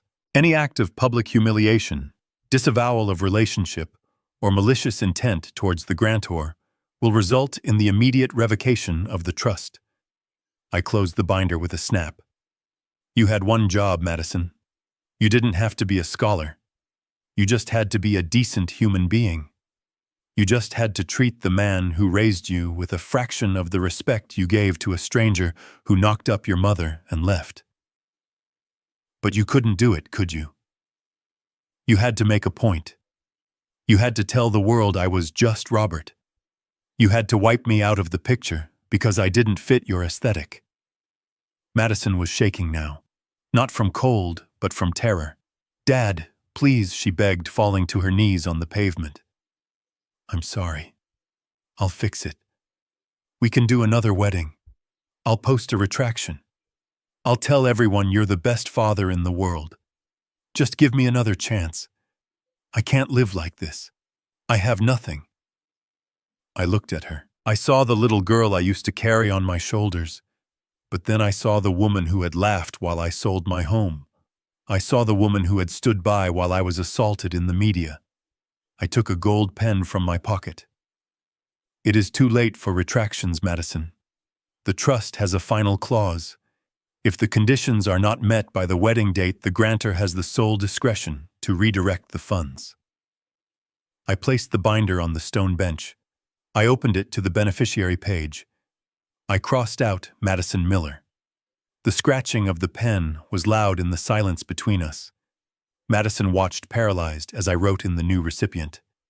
The National Coalition for Homeless Veterans. I signed my name at the bottom. "No," she screamed, lunging for the book. "You can't. That's my money. You can't give it to strangers." I stood up, holding the binder out of her reach. "It was never your money, Madison.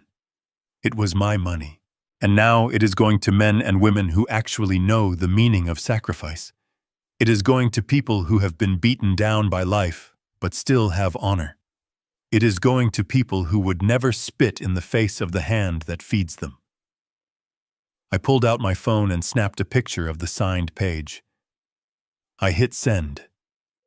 "It is done," I said. "My lawyer has the digital copy. The transfer is already initiated. The account is empty." Madison collapsed onto the concrete. She didn't cry this time. She made a sound like a wounded animal, a guttural keen of absolute despair. She curled into a ball, clutching her stomach as if she had been punched. The reality was finally setting in. The $500,000. The life raft, the future, the easy way out was gone, vaporized by her own arrogance. I looked down at her one last time. "You wanted to be independent, Madison. You wanted to cut ties with the ATM. Well, congratulations. You are finally free. You are a self-made woman now. Go make yourself." I turned and walked toward the taxi that had just pulled up to the curb. "Robert," she wailed behind me. "Daddy, please don't leave me here." I opened the car door. I paused and looked back. She was a heap of dirty fabric on the ground, surrounded by pigeons pecking at the dry fountain. "Goodbye, Madison," I said. I got in the car and slammed the door. "Driver JFK Airport," I said. "International Terminal." As the taxi pulled away, merging into the traffic of the busy city, I didn't look back. I took the SIM card out of my phone and snapped it in half. I dropped the pieces into the ashtray. I leaned my head back against the seat and closed my eyes. The engine hummed beneath me. For the first time in 15 years, the silence wasn't empty. It was full. It was full of peace. It was full of the future. And somewhere in the city behind me, a check for $500,000 was clearing, buying warm beds and hot meals for soldiers who had been forgotten. It was the best investment I had ever made. 6 months is a long time in the world of finance, but in Tuscany, it feels like a single afternoon. The light here is different. It is softer, more forgiving than the harsh gray glare of Connecticut. It touches the rolling hills of the vineyard with a golden warmth that seeps into your bones and makes you forget that you were ever cold. I sat on the stone terrace of the farmhouse I had purchased with a fraction of the money I saved from the trust fund. The air smelled of rosemary drying earth and the heavy, sweet scent of ripening grapes.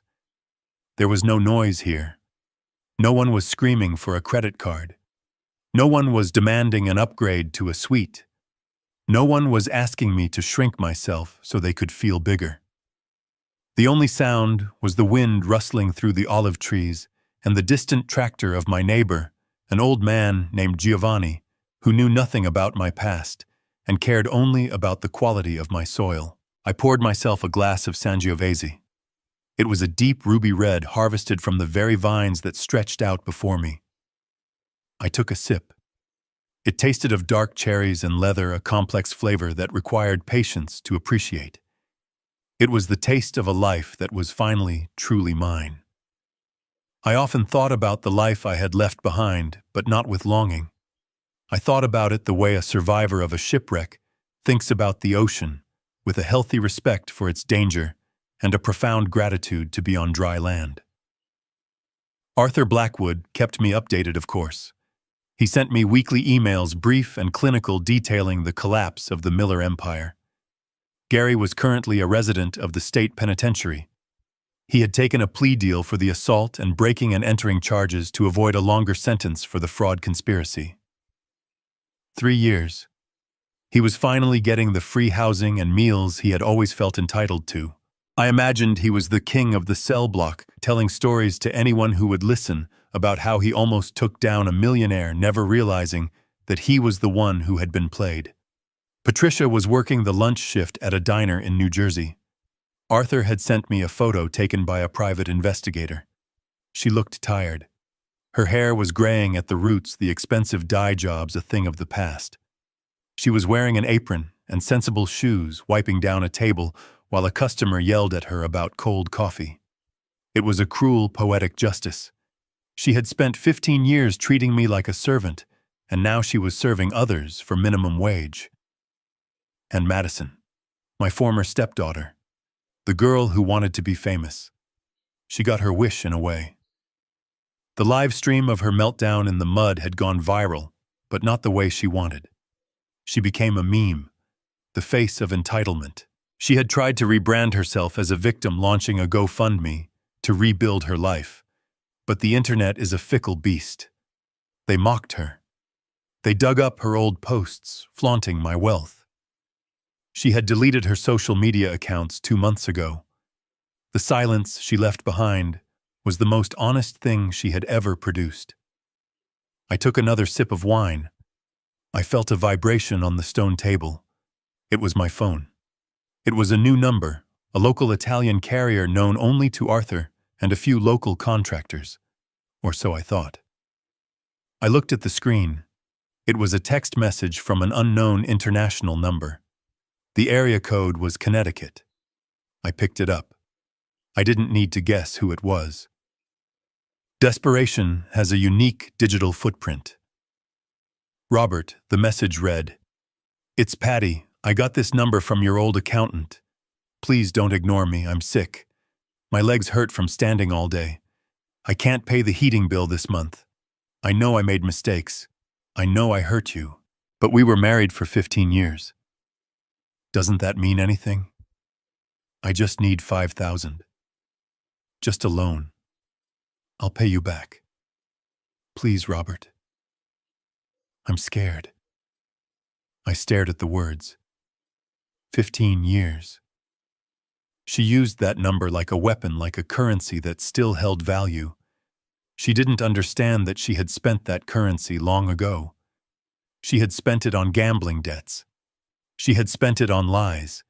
She had spent it on the day she sat in silence while her daughter erased me from the wedding invitation. I felt nothing.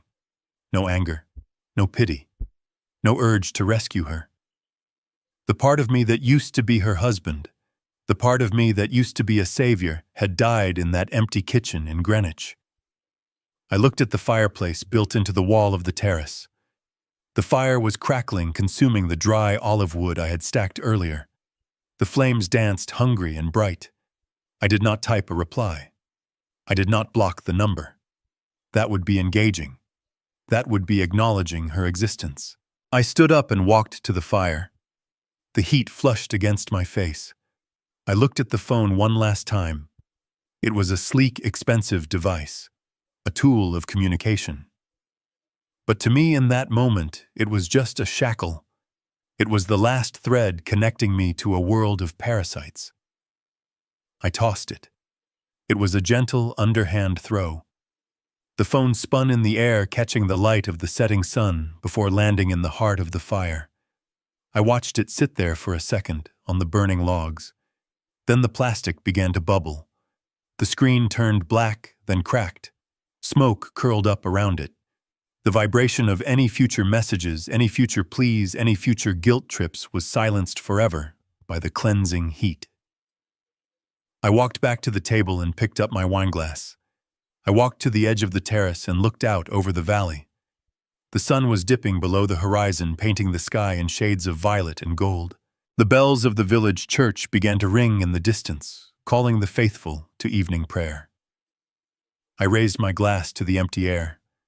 I raised it to the west, toward the ocean, toward the prison cell, where a man in an orange jumpsuit was sleeping on a cot. To Gary, I said, my voice steady and strong in the quiet night, "Thank you." I swirled the wine, watching the legs run down the glass. You wanted to be the man. You wanted the suit. You wanted the credit. Well, you got it. You paid the bill for my freedom. You saved me from spending the rest of my life in a prison of my own making. So thank you for paying for the party of this life instead of me. I drank the wine. It was the best glass I had ever had. I sat back down in the chair and closed my eyes, listening to the fire pop and hiss as it finished its work. The sun vanished completely, leaving me in the darkness. But I wasn't afraid of the dark anymore. I lit a cigar, the flame illuminating my face for a brief second, revealing a man who was finally completely alone. And for the first time in my life, alone didn't mean lonely. It meant free. I took a drag of the cigar and exhaled a plume of smoke into the Italian night. Let them beg. Let them cry. Let them rot. I have grapes to harvest. If you enjoyed this story of justice served cold, make sure to hit that like button and subscribe to the channel. Let me know in the comments. Do you think I was too harsh? Or did they get exactly what they deserved? And tell me, what would you have done with the phone? Until next time, remember, the best revenge is not just living well, it's living free.